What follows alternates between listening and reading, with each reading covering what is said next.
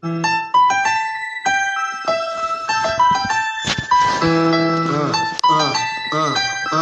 Democrats don't speak for me. Speak for me. Speak for me. Republicans can't speak for me. Speak for me. Speak for me. A bitch ass nigga can't speak for me. Speak for me. Speak for me. You coon ass niggas can't speak for me. Speak for me. Speak for me. Listen here, this is a fact of life. I be rapping like Nat Turner came back to life. Grab Donald Trump by the pussy, he ain't acting right. I never run from a conflict, I be glad to fight. It's a very cold world that we living in. Somebody please tell Elizabeth you're not an Indian. You just trying to con them people to get the benefit. Just another immigrant, stealing from the Indians. That's some punk ass shit and that's too lame. Now we finna step over to Andrew Yang. And you a sucker, you could never speak for black folks. Fake ass candidates, trying to get the black vote. The Democrats don't speak for me. Speak for me. Speak for me. Republicans can't speak for me. Speak for me. Speak for me. A bitch ass nigga can't speak for me. Speak for me. Speak for me. You coon ass niggas can't speak for me. Speak for me. Speak for me. You know your boy be high off sativa. Kamala wasn't popping, so we said bye, Felicia. She ain't had a right policy. We ain't trying to meet her. Y'all can take Biden too. Bye. We don't need her. We don't need Roland Martin or that coon Al Sharpton. Didn't need Cory Booker from the start, man. I don't fuck with police and no snitch. You know I'm coming with the heat when I spit it. The Democrats don't speak for me. Speak for me. Speak for me. Republicans can't speak for me. Speak for me. Speak for me. A bitch ass nigga can't speak for me. Speak for me. Speak for me. You coon ass niggas can't speak for me. Speak for me. Speak for me. If you ever go to court and this is your luck, try not to get fucked by Benjamin Crump. I know it's hard. You and all go is hard. But who the fuck is Amy Cloak? Put her picture up on the bullseye and start throwing darts. People cut our organs out our bodies, that's a stolen heart. They can't save us from the flood like Noah's Ark. Black lives always matter, we finna go for ours. So then we savages, we don't need to pot the piss. Mike Bloomberg can suck dick with that stop and frisk, bitch. You ain't speaking for us, we don't know you. Bernie Sanders, they get your funky ass on too. The Democrats don't speak for me. Speak for me. Speak for me. Republicans can't speak for me. Speak for me. Speak for me. A bitch ass nigga can't speak for me. Speak for me. Speak for me. You coon ass niggas can't speak for me. Speak for me. Speak for me.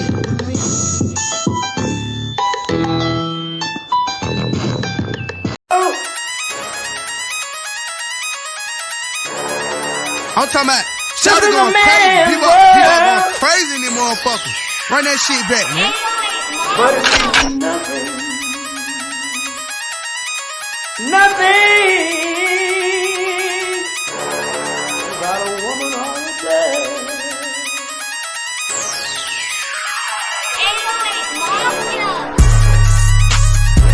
Man made the car.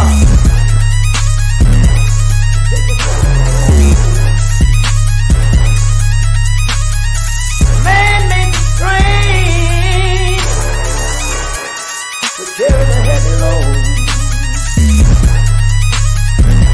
Man made the electrolyte to take us out of the dark. Man made the boat for the water like the 7-millimeter. Man thinks about a little bit of baby girl and a baby boy. And man makes them happy.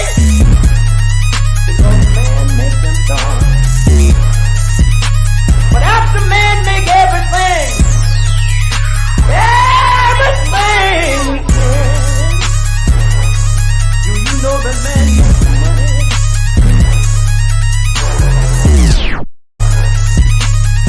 To buy from other men.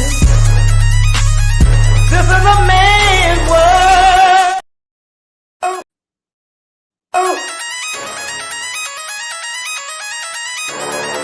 I'm talking about shout going crazy. People going crazy in these motherfuckers. Run that shit back, man. But it's nothing. Nothing about a woman on the day.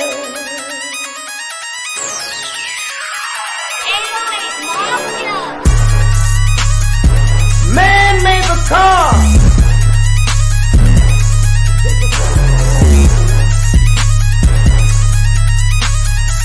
Man made the train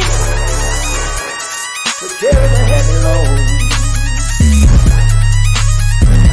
Man made the electrolyte to kick us out of the dark. Man made the boat for the water, like the seven no man. Man thinks about a little bit of baby girl and a baby boy, and man make them happy because man make them joy. But after man make everything we can, do you know that man makes money?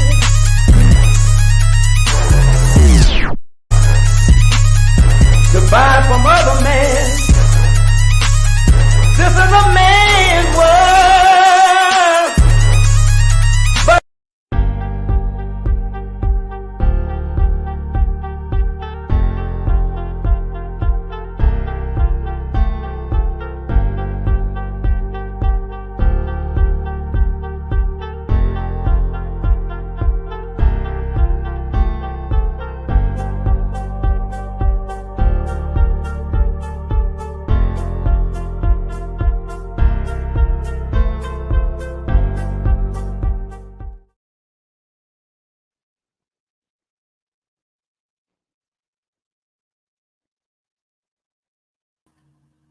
Greetings, Black family. Greetings. Thank y'all for tuning in to another episode of the Frontline Black News.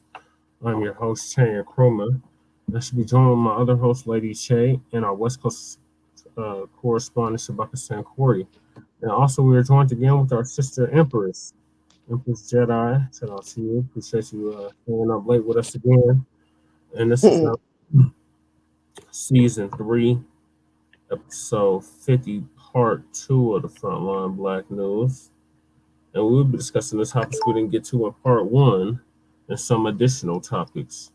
And those topics are Black Chicagoans say no to the Democratic National Convention, which is set to take place this summer because of the migrant crisis.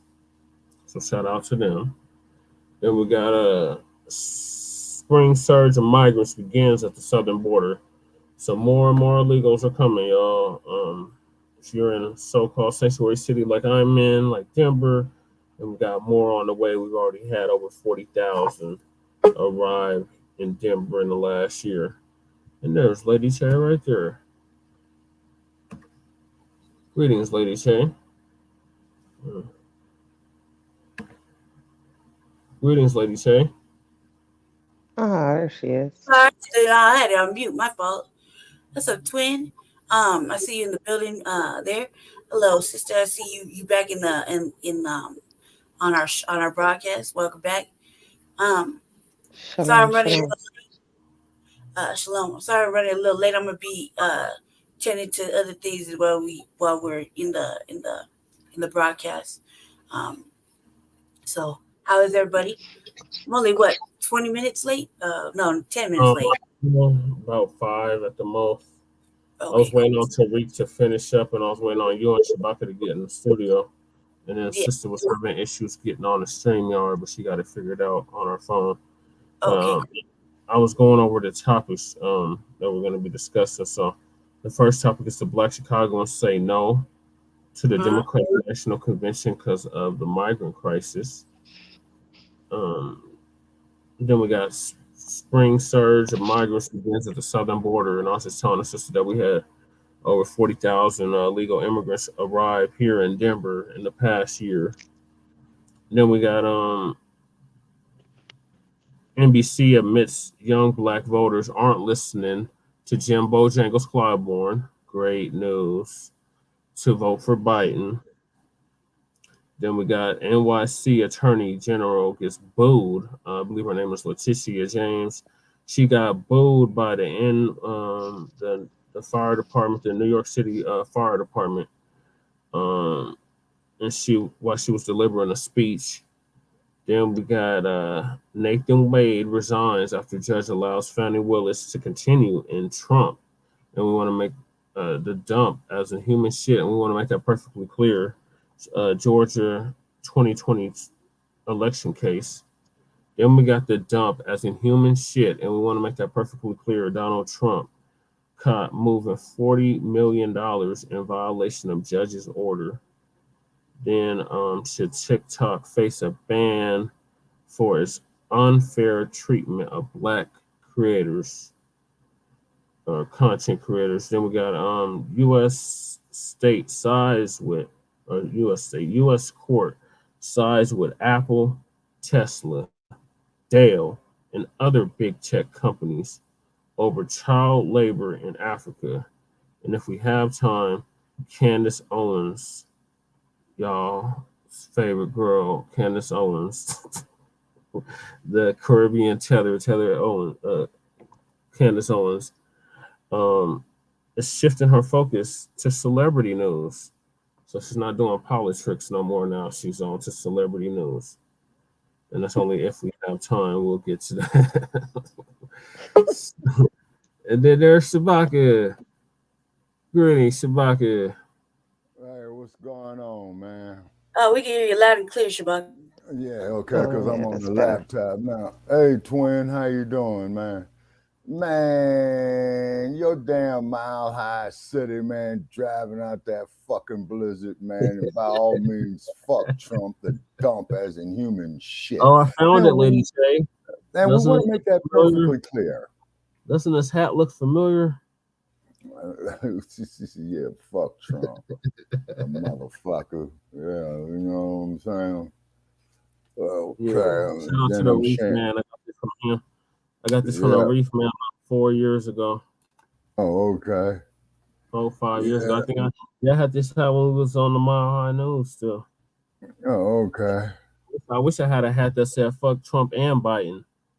Fuck both of them, man. You know what I'm saying? Yeah, fuck both them motherfucking tricks. Because they ain't got our best interests at heart, man. Neither one of these motherfuckers. You know what I'm saying?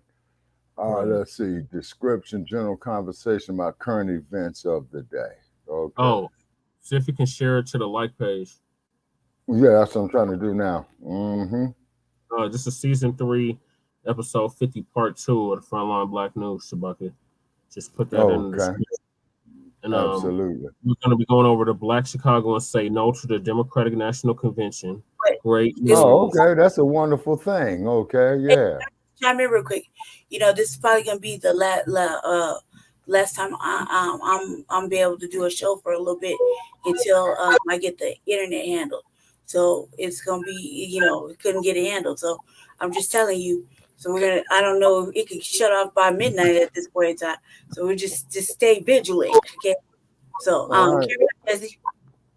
Okay. And then also too, we're going to type the show up there, you know, for Tuesday night for Shabaka's Black Experience Enhanced, which is a division of Frontline Black News. Yeah, we spoke with Dynamite and definitely a shout out there to New Black Power Radio. He had it earlier, but like I said, they go on. I mean, it's Black Power Hour. I'm telling you, when they go on, Jason go on.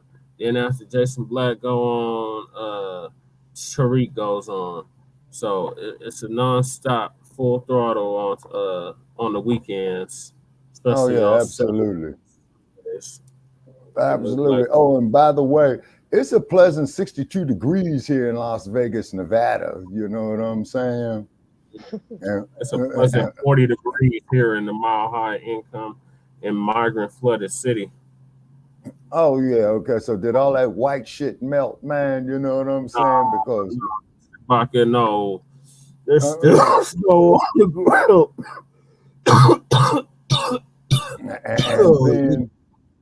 And then we were so tired driving last night, you know what I'm saying? We stopped in Flagstaff, Arizona. And, you did? Yeah, and then I start seeing the white shit come down. Most confusing town ever to get back to the highway. I swear. The last time I was in Flagstaff, I thought we would never get back to 40. Yeah. Oh, okay. No, Flagstaff is off the 40. Yeah, but when you're trying to get back onto the 40, it seemed like it took forever to get back onto the 40 to head toward Las Vegas. Yeah, and the reason being is because you see, you're taking a long way around the Rocky Mountains. Okay, is because I debated. Flagstaff is higher in elevation than Denver too. Yeah, Flagstaff is like about 6,000 feet. Donner Pass, man, is 7,551 feet. So I was debating of going through, what's that there, the Front Range that faces Denver? Yes. Because if I could have took the 70 to the 15, you see, then everybody thinks we live on a mountain. Everybody thinks we live on a mountain and throw rocks at each other, but no, the mountains are to the west of us. Right. Exactly. The Great Continental Divide. And I saw the top of the Great Continental Divide in Montana. I've seen the bottom of that motherfucking Flagstaff. You know what I'm saying? Every time I've gone through it or seen it here in Colorado. Introduce our guest to Shabaka. Oh, this is Sister Empress, Shabaka. This is sister that we had on yesterday. I was telling a story about her son. Greetings to you, sister. I was in transit last night, ma'am, and my shit was coming through garble. And what it is, and they censoring us. And then keep in mind, I'm on a hot they spot. definitely censoring us. You see, I'm on restriction for 6 days when that was 5. And then what I want to do is get with Dr. Truth Bay, who's an attorney, and ask her if we could sue these motherfuckers in California. Is because, see, what you have to do anytime that you got a beef with these bitches, excuse my language, ma'am, and I'm not referring to women as bitches. I'm talking about these fucking feminized ass men who are insulting womanhood, shoving ketchup up their asses, talking about they having a menstrual cycle. That No. That is an insult to womanhood, and a lot of the sisters that I've spoke with online and in person has stated the same damn thing. So for all you dudes out there shoving ketchup in your ass, man, stand up and be a fucking man. And by the way, too, some of the women's sports went to the athletic various commissions, at the collegiate level and at the amateur level, saying it is a huge, grave insult to them, and they do not want to be in no damn dressing room with these motherfucking men talking about they women swinging a damn Johnson. And excuse my language, to all you motherfucking dudes out there that's confused, no disrespect, ladies, I have to say it to get my point across. Say, dudes, go get you some pussy. You might find out you like it. No disrespect to none of the ladies right there, So we're gonna hop right into it, Shabaka. I just want to bring everybody up to speed on. Yeah, because I'm yet to relocate my power cord, to my Wi-Fi here. So it's working on a battery and it's at 63%. You know what I'm saying? So and it's probably gonna drain real fast, But anyway, brother Chewbacca, you and I have met before. We met on Brother Yanga's show a few weeks ago. Oh, yes, ma'am. Okay. How you doing and what have you? Yeah. Bless up. Okay. Where are you located, ma'am, if you don't mind my ask? I'm in Georgia. Oh, yeah, you down in the great state of Georgia. Now, ma'am, I want to say something. That bullshit they try to do to Fani Willis is just that, okay? Now, keep in mind, people, I don't support the district attorney, but this woman had an extramarital affair with that man, you know what I'm saying? That there is their business, you know what I mean? And then we have our crumb bum critics, and you know who I'm talking about too, Brother Che. Well, that's a conflict of interest. No, the conflict of interest is you got this stupid, sick-ass motherfucker, the orange raccoon going around here talking about grabbing women in a certain way and all this old type of shit. And why the hell he paid Stormy Daniels $250,000? $500,000. For what? How much? He paid $500,000. He just had to pay the one that I'm talking about. He just had to pay a white woman $83,000. Yeah. Oh yeah. Or 83 million. Excuse me. 83 million. So I commend the Attorney General of New York State. You know what I'm saying? And hopefully she can go ahead and break his ass. You know, and it'll be nice. We're gonna discuss her. We're gonna discuss her too. She's in the discussion as well. Shabak, I didn't get to go through all the topics with you, but we're going to Chicago, to Chi-Town, where you were born. And, right. Crook County. Mm-hmm. Yep, Crook County. And the black folks in Chicago are saying the fuck no to the Democratic National Convention. Oh, okay. Especially with the elections going on. So this. And so we say this to you, Mayor, Governor, whoever's President, if you think. I think they're a Tether or a Coon. Okay. But they're going to be discussing Black Chicagoans say no to the Democratic National Convention. Okay. All righty. And then they're powerful that you have to acquiesce and answer to them over us. Then you tell them to vote for you these next elections. You tell them to support your Democratic National Convention. And we're going to show you how we feel about the Democratic National Convention. Thank you. If you think you're going to have a peaceful Democratic National Convention in the city of Chicago while our people starving, that's right. Say so. When he said it. It's political season in the United States. 2016, we saw a major upset when Donald Trump beat Hillary Clinton. 2020, we saw another big upset when Joe Biden beat Donald Trump. Now in 2024, we got the Titans back up again against one another. But this time, situations are different. And that brings me to the great city of Chicago, the third largest economy in the United States. And in August, something's going to happen in Chicago. Can you guess what it is? The Democratic National Convention. Now, the Democratic National Convention every 4 years has this main purpose: to present from the Democratic Party the president and the vice president, who will go on to the national election and face the Republican presidential candidate and the vice president for the Republican Party. That's the purpose of it. Let's stop the show. Chicago has some problems with the Democratic National Convention. And that is why Chicago Mayor Brandon Johnson is going to tighten up on security. Let's check it out. We're less than 6 months from the Democratic National Convention taking over parts of the city. And now we're learning more on the security that'll be in place. On behalf of our city, I am immensely proud and thrilled to welcome this event back to our city. And I'm confident about its success. Chicago Police Superintendent Larry Snelling says they are leaning into what they've learned, especially 12 years ago when thousands marched in protest through the city streets. Well, think about this. Just stop the show again.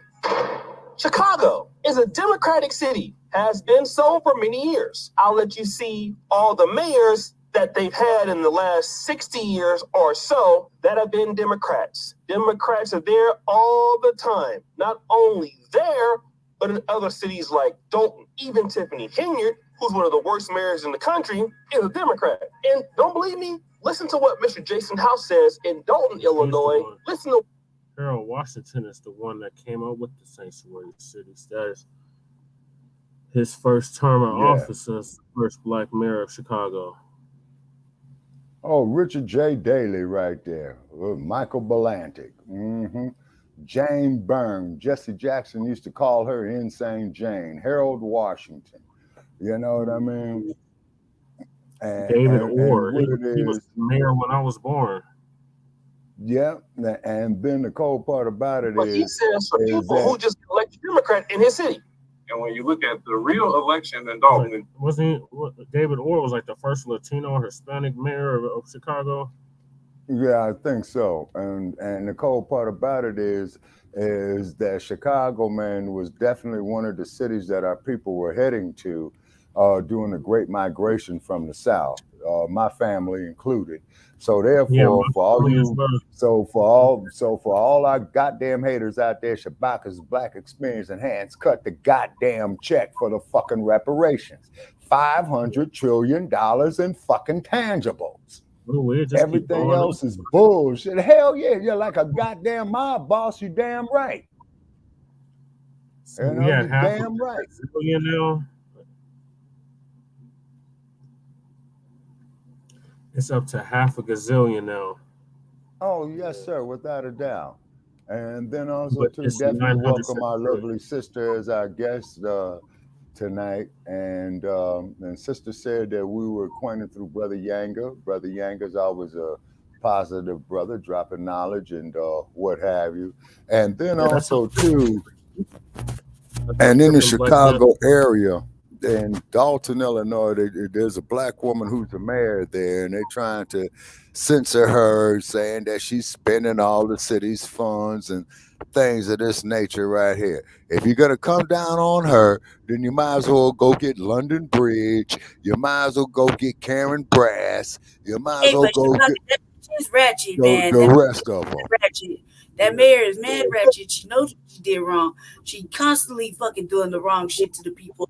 She deserves to get punished and fucking be in jail somewhere. That bitch is mad ratchet. She mad ratchet. That lady adult, man. She just taking advantage of a whole bunch. Now I see your reasoning on that there, Lady Che, but if they're gonna place her in handcuffs, huh? I've been watching it for months. That broad is mad ratchet. Well, you'll get no argument from me on that there, Lady Che, and I understand your reasoning. She tricked off like $7 million of the taxpayers' dollars. Okay, well, let's look at what Karen Bass is doing down there in L.A. Let's look at what London Bridge is doing in San Francisco. You see what I'm saying? Let's draw the common denominator. They're all black women. Okay. And they are Democrats. Yeah. Now, see, Brother Che, glad you brought that part up. You know, that they are Democrats. You see what I'm saying? And these daggone Democrats don't mean us not one damn bit of well, the X-Man tried to warn us over 60 years ago. We're largely a Democratic community. Yeah, so and then also too, Brother Che, before you get started, man, I just because I see you posted up here on my wall. Yeah, 33 years ago today, Latasha Harlan's 15 years old, was fatally shot and killed in Los Angeles. Yeah, that was actually yesterday. By over a bottle of orange juice. And this, too, ladies and gentlemen, was about 1 week before Rodney King was videotaped of being beaten by the LAPD. And then, as we all know, what happened on a great day of April 29th, 1992, you had the worst urban riot in U.S. history. So just bringing that there to the folks' attention, Brother Che. Okay. All right. Please continue, sir. My bad. February 21st of the same year. During that election, she won 4%. She got the former mayor. She got the lowest votes of any mayor that ever won the Democratic Party. In and out, just. Yeah, I can't hear that clearly.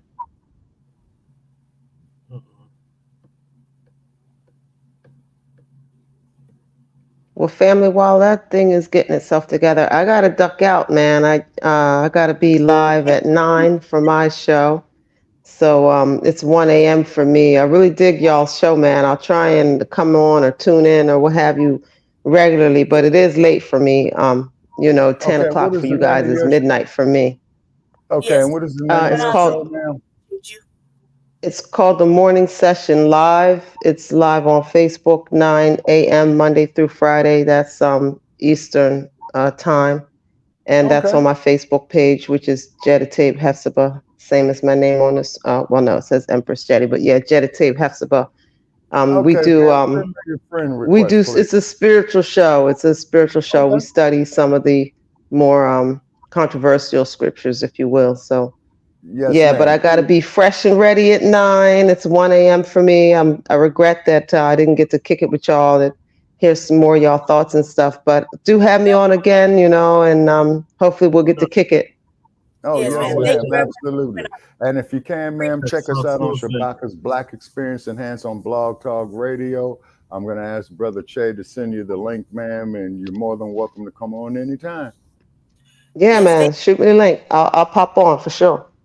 Absolutely. Yes, ma'am. Okay. One love, y'all. And a pleasure making your acquaintance, ma'am. Indeed. Again, y'all stay up. Shalom. Absolutely. May peace be upon you. Okay. And then also too, Brother Che, another thing that we might want to discuss, okay, because you know they're trying to ban TicToc, right? Yeah, well, we're gonna discuss that. That's okay. Like I said, you didn't get to hear all the topics, so. Oh, my bad. Okay, I just came off the road, man. You know. Yeah. Be a mayor or a senator. You're going to have everything. So how is it a city that has everything Democratic worried about what's going to happen at the Democratic National Convention? Rewind! Let's go back to the lovely Cotta Truss. She's a normal citizen just like me and you, but man, has she made a name for herself in the last 2 years. She's been on African Diaspora Network with Phil Scott. She's been on Fox News, MSNBC. Why is she such a voice for Black Chicagoans? Well, she is a registered Democrat, but that's about to change. Voting Black and voting Democrat is out. She says she learned a lesson. What lesson was that? And one of the things that happened with Brandon Johnson was he was really a lesson to me and probably to other Blacks that we can't just be out here voting for people because they look like us. Right. And we definitely can't be voting for people just because they're Democrats, because Brandon Johnson, as well as President Biden, as well as our Governor Pritzker, are showing us what the Democratic Party really feels about Black people. And oh yeah, Brandon Johnson has been trying to plead his case. Want to know why? Because of the migrant crisis. You're seeing so many migrants in the city of Chicago, costing the city about $300 million. Migrant shelters coming up everywhere. You even see so many immigrants in Chicago selling candy bars on the side of the road, trying to make money. Yeah. Americans are tired of that. Check this out. It's 68,000 Chicagoans that are homeless. Majority of them are Black. Our Black kids are running out here, record carjackings, record auto theft, and robberies. Facts. Illegal families on every block begging for work and selling Kit Kat bars after $1 billion was spent on them. Where is that money? Where is exactly in the West Side communities? That should be the argument. Well, let's go back to Brandon Johnson trying to plead his goddamn case as mayor. He's trying to beg and plead for people to give him one more chance. Johnson holding up his progressive victories may seem like a shift in strategy, but the mayor insists he's not changed messaging. We've been very consistent with our message from the very beginning. When I announced my candidacy over a year ago, I said we were going to eliminate sub-minimum wage. We did that. I said we're going to pass paid time off. We did that. I said we're going to invest more in youth employment. We've done that. I said we're committed to hiring more detectives. We're doing that. Whether it's a shift or not, some say Johnson is just not connecting. But not Black Chicago, not having that shit. Not at all. You know when you get sick and tired of being sick and tired, you're in a relationship with somebody you just don't really stand them more. You kind of understand it ain't gonna get no better. They won't brush their teeth. They breath stink. They be farting. For example, you just can't get rid of. I'll be right back. Okay, hold it down. I'll be right back. I gotta go to the restroom. Okay. And then also too, Brother Che, to prove this brother's point. Black Chicagoans, the Democratic Party. And so now you have this brother who's going viral for saying this. And Black people speak for Black. Oh, yes, sir. Black Americans. Yes, sir. We're not African American. We're not people of color. We're not Black and brown, minority. That's right. BIPOC. None of that. People, no, none of that. Strict, this is about our people demanding the resources, just as you're giving these people, these newcomers who are walking into this country. Right, you're right. And sister's correct. How do you take a new group of people that have paid no taxes, can't vote, and you put them in front of the voters? I'm not going to pay them no tax. And so we say this to you, Mayor, Governor, President, if you think that they're that powerful that you have to acquiesce and answer to them over us, then you tell them to vote for you in these next elections. Right. You tell them to support your Democratic National Convention. We're going to show you how we feel about the Democratic National Convention. If you think you're going to have a peaceful Democratic National Convention in the city of Chicago while our people stop it, that's right. Stay tuned. Oh, man, that's powerful. Here is a brother That's like, look, don't call us African Americans, don't call us this, don't call us that. If you Democrats feel like y'all finna come up here and set up shop in Chicago and it's not gonna be no stuff in the game, you're crazy. Well, why do they feel like that? I think you know if you've been watching this channel. Migrants have been coming into the city, getting what Black Chicagoans have been asking for a long time. They've been overrunning Black parks, Black community parks. Candace Trust talked about it in this clip. Well, let me just say this. I'm just a regular person here from the city of Chicago. I'm not a person that's on. And how I got involved with the migrant crisis is we got a phone call from our alderman letting us know that Amerson Park, which is the park where my children grew up playing football. My husband coached football and baseball at that park. We got a call saying that that park was going to be taken away from the community and used as a migrant shelter. And we immediately got on the phone. We started calling the people in the community. We called all of our elected officials. We called past and former players, coaches, parents. And we're like, hey, listen, they're trying to take our park away. We're going to have to rally and pull ourselves together and try to see if we can prevent this from happening. And it's with no consideration for how African Americans in the community feel.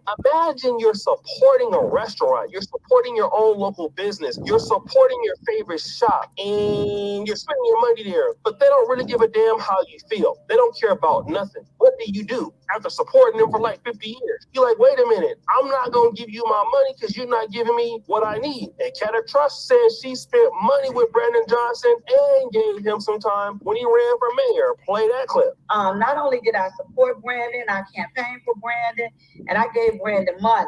And so, I was like 10 toes down for him. But one thing about me is if you're going to do the job, you better do the job. I don't care who you are. I don't know how I know you. I don't care if you're my friend. You got to be about your business. But yeah,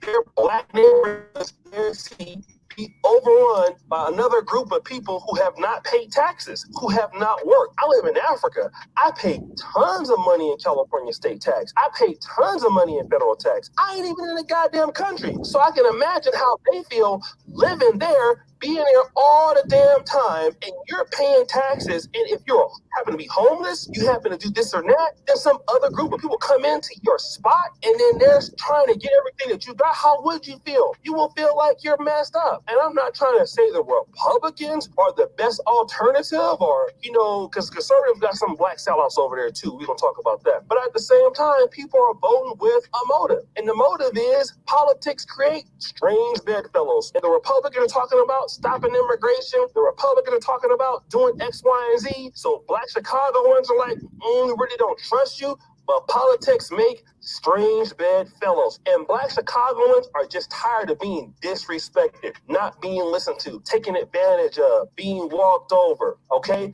There was a song about the Click back in the 90s. E40, Sugar T, and Be Legit. Those from the West Coast know what I'm talking about. The name of the song was called Tired of Being Stepped On. That's right. Black Chicagoans are tired of being stepped on. So that's why Brandon Johnson, they bringing out major security because they don't want Black Democratic people from Chicago rioting there. And guess what? Y'all might need to pay some overtime on those security details because people just tired. And you know what? I don't blame them one bit. But guys, what do you think? It's your boy O'Shea D. Jackson. Back at it again with another. Oh, God, that's fucking O'Shea. Okay. Now, also, too, history once again that I've lived through, okay, is that okay, Michael Ford says he's barred. Okay, you too. Oh no, not Michael Ford, man. No, not that man there out of Los Angeles County. No, you can't be barring Michael Ford.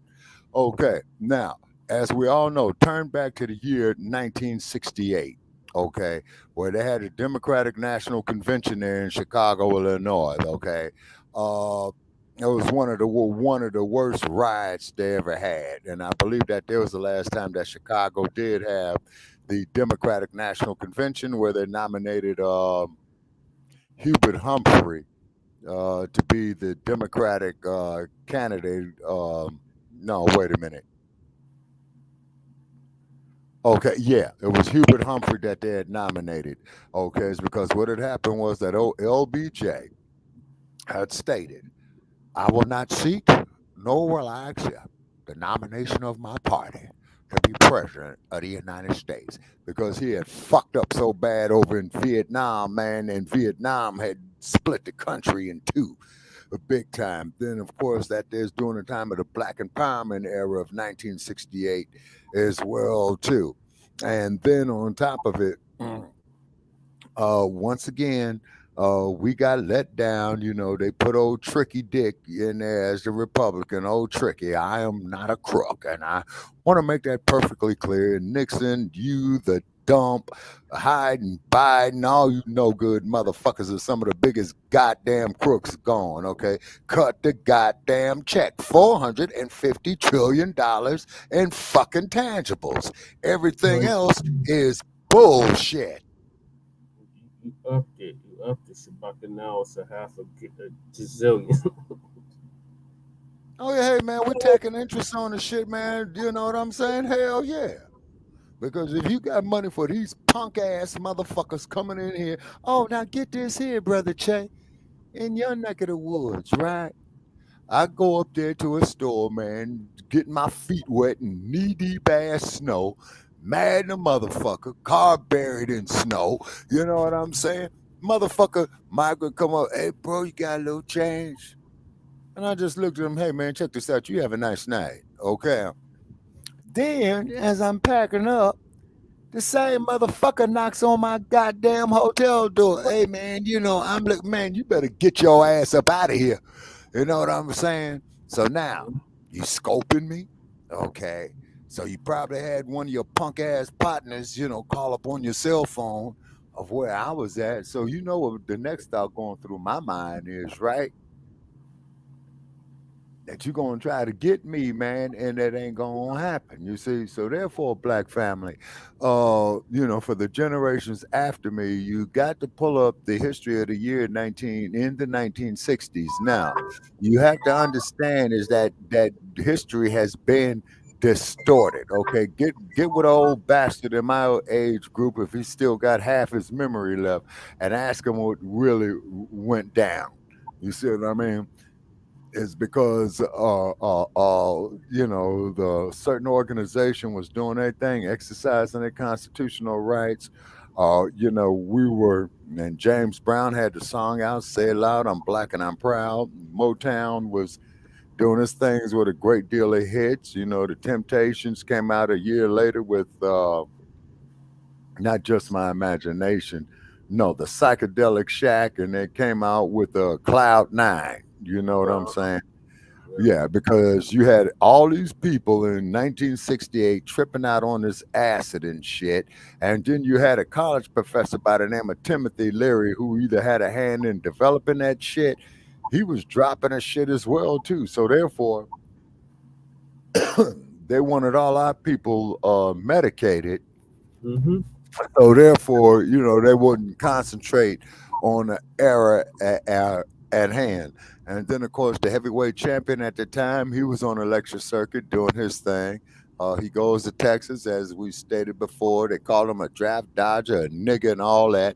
And he told all them stinking ass motherfuckers in that room, hey, if I'm such a coward and I'm afraid to die, I'm prepared to die fighting one of you.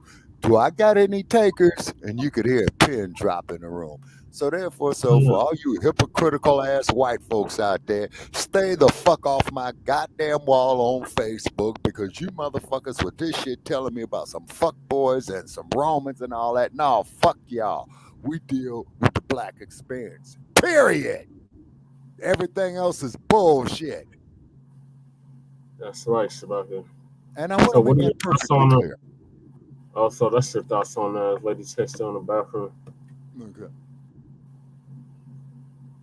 I'm right here. I didn't know if you were finished with that, or what. Yeah. And it was kind of hard to really hear what he was talking about right there. So I kind of got lost with what just happened. So basically, he's saying it's going down in August. It's in August, right, Shabaka? Yes, when the sir. DNC is. Yes. Is that what that video was about? Yes. And then the Are we Republicans gonna be always privy like, to that DNC? Because we were privy to anything the Democrats were doing. All we were privy to was the RNC shit, and we weren't privy to any other forums. They kept all the people that weren't on that dropped out. They kept them all on the ballot. So what are we really watching if it's just only two choices?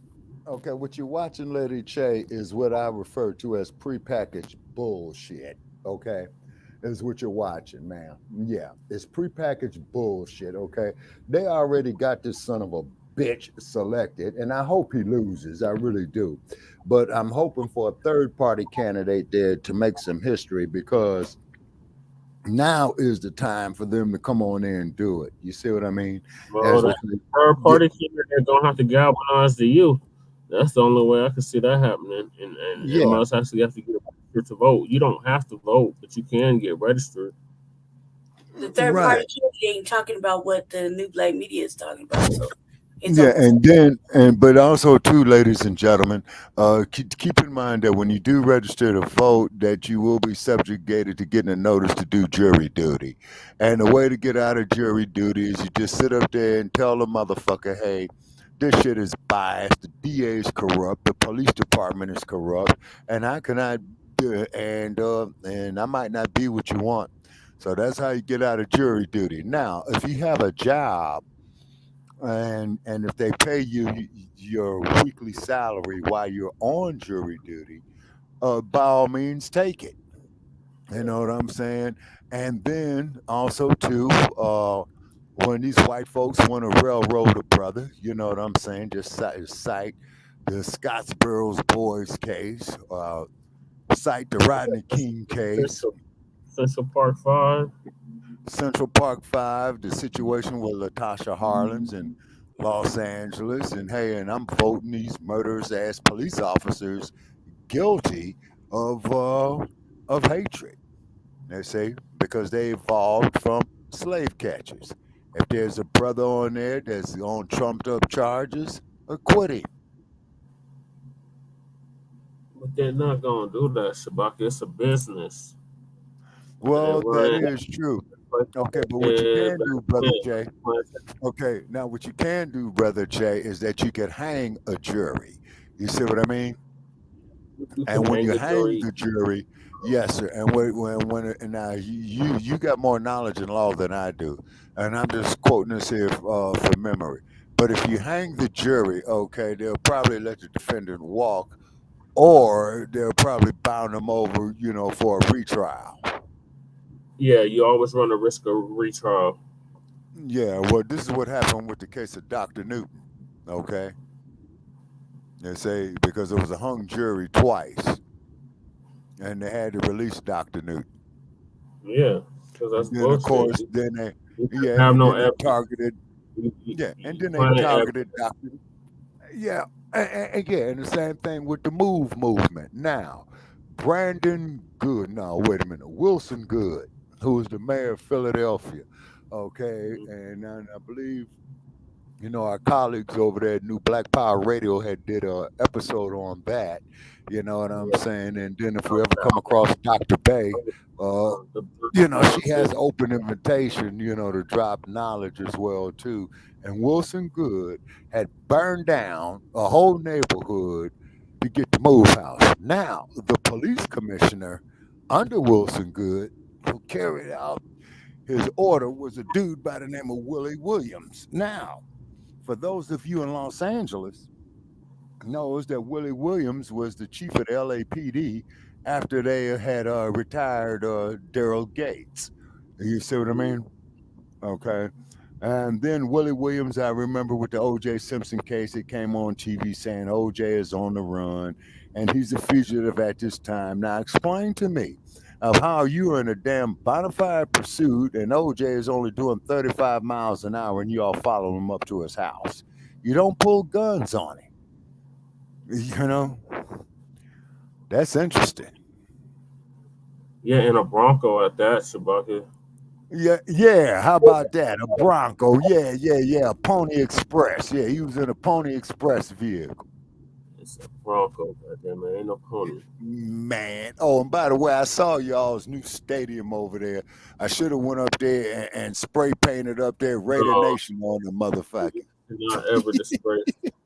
Should never disgrace empowerment or empowerment failed at Mile High.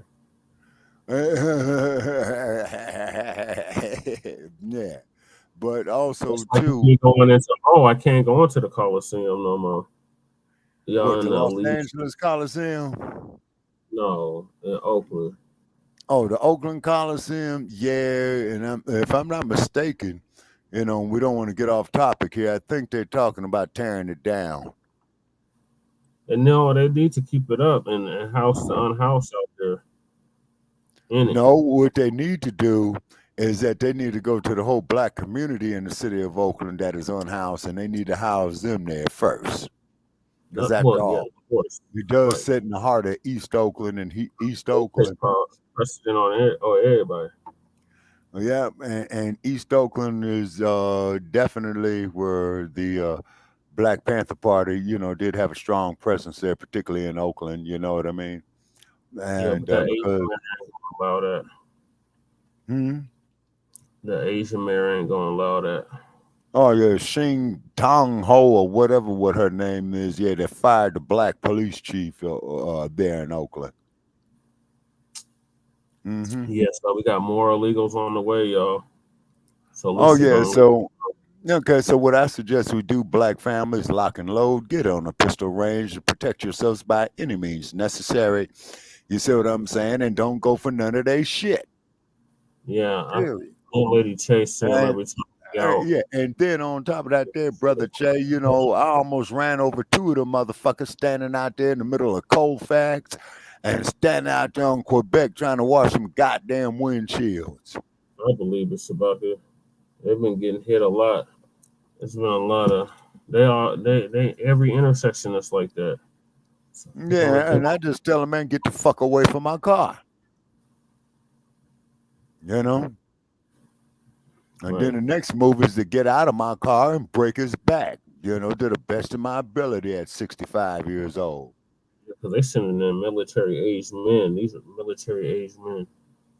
Yeah, right. Throw all the motherfuckers in the goddamn military and send them straight to the war zone. Right. But they're not going to do that. They're just going to flee to another country.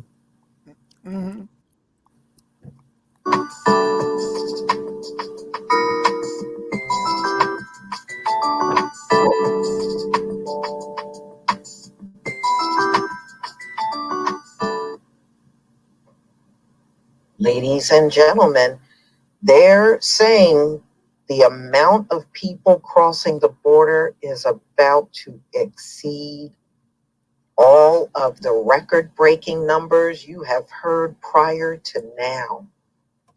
So they are expecting an explosion to happen at the southern border.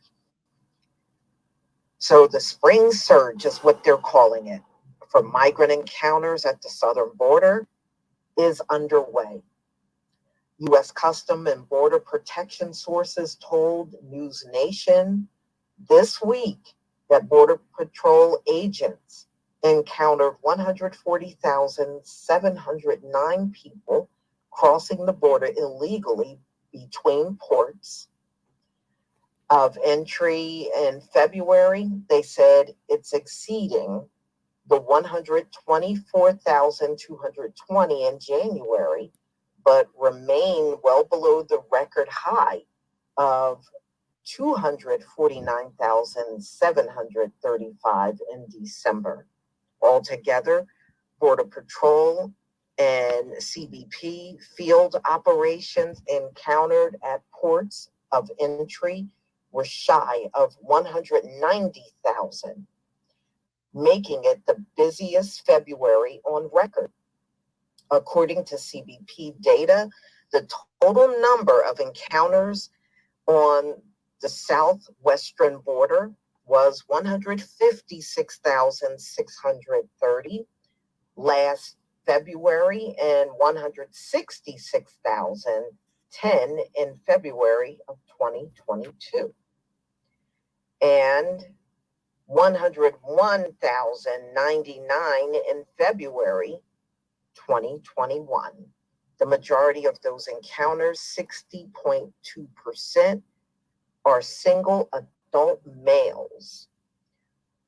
Below is a breakdown of the encounters during February by sector. So Tucson said they had 49,474.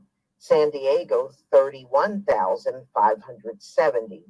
El Paso, 23,931. Del Rio, 14,110. The Rio Grande Valley, 11,952. Yuma, 4,963. Laredo, 2,930.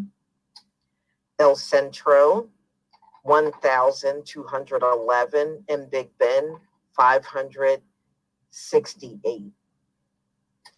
The Tucson sector, which recorded 49,747 encounters in February, continues to lead all sectors in migrant encounters. The Border Patrol alone encountered 50,565 migrants in January in the Tucson sector. The number shot up from 64,637 in December and 80,184 in December. CBP sources also tell that March has gotten off to a very busy start, with 3 of the 4 consecutive days they have received more than 7,000 encounters.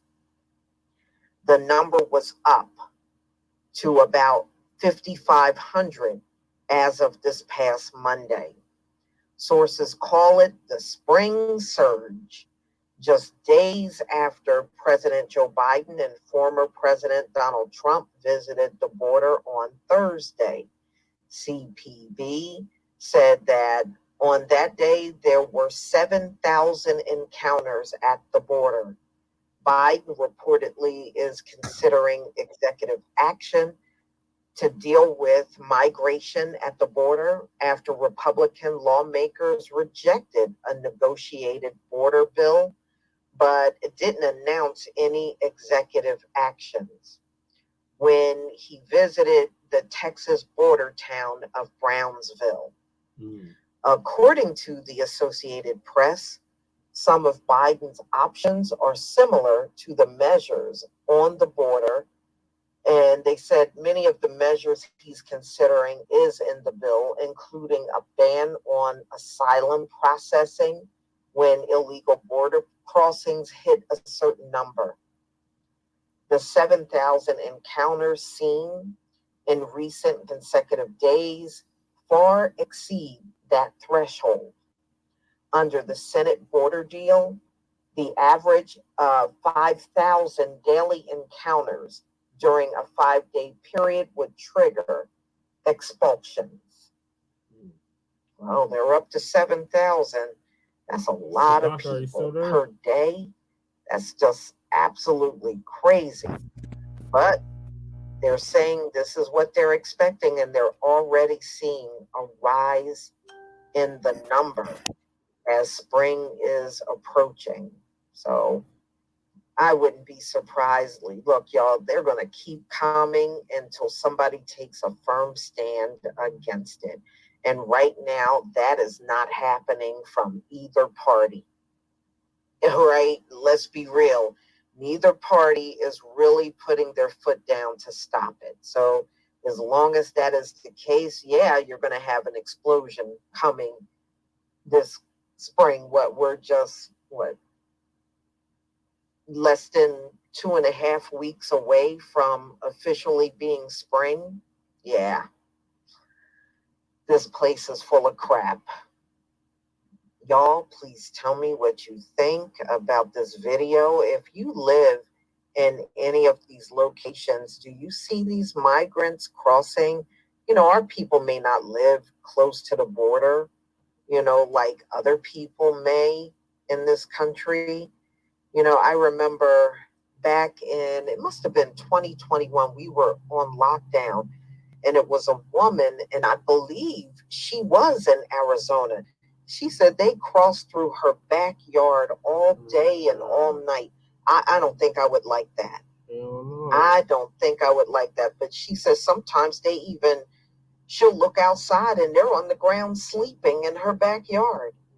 Well, then that's when you be waking them up. I tell you what, it must be something else living on a border to the point where you're seeing these people constantly coming down your street or coming behind your house or walking through your yard. Yeah, I don't think I would like that at all.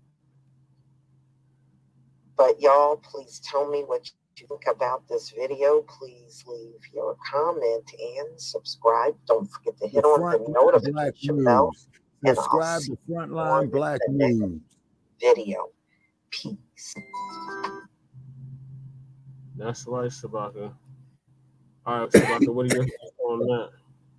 Okay, my thoughts on that there, Brother Che, is that there's some underhandedness, man, some shady shit going on with this migrant crisis. And I believe what's happening is that they're bringing them in for cheap labor, okay? At the onslaught. And they're bringing them in to replace us as a voter base, as a voting bloc. Right. Democrats. Because the Democrats see we're not voting for these mugs like we were. Right. That's going to continue. So they want to flood the zone with these illegals. Right. To try to derail our reparations. Yeah.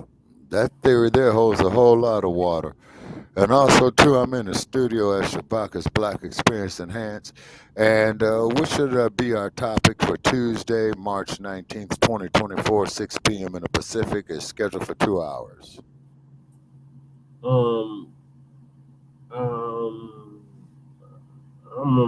There's so much stuff going on, Shabaka. We might just have to do another open mic. Okay. So be it. Open mic. Okay. I mean, because you got the stuff going on in Haiti, right. You got the stuff going on here, right? In other countries, it's a lot to keep up with. Okay. So I would say open mic. Okay, so I'm just we'll list a couple of the topics. Okay, so I'm putting down open mic, Brother Che, and feel free to go in there and make the corrections. Okay, it will be episode 19 of season 8. Okay, it'll be rated PG, and this episode is for those over the age of 18. Yeah, that is crazy, twin. Yeah, and then let's see right here. Lady Che, what are your thoughts on the illegals?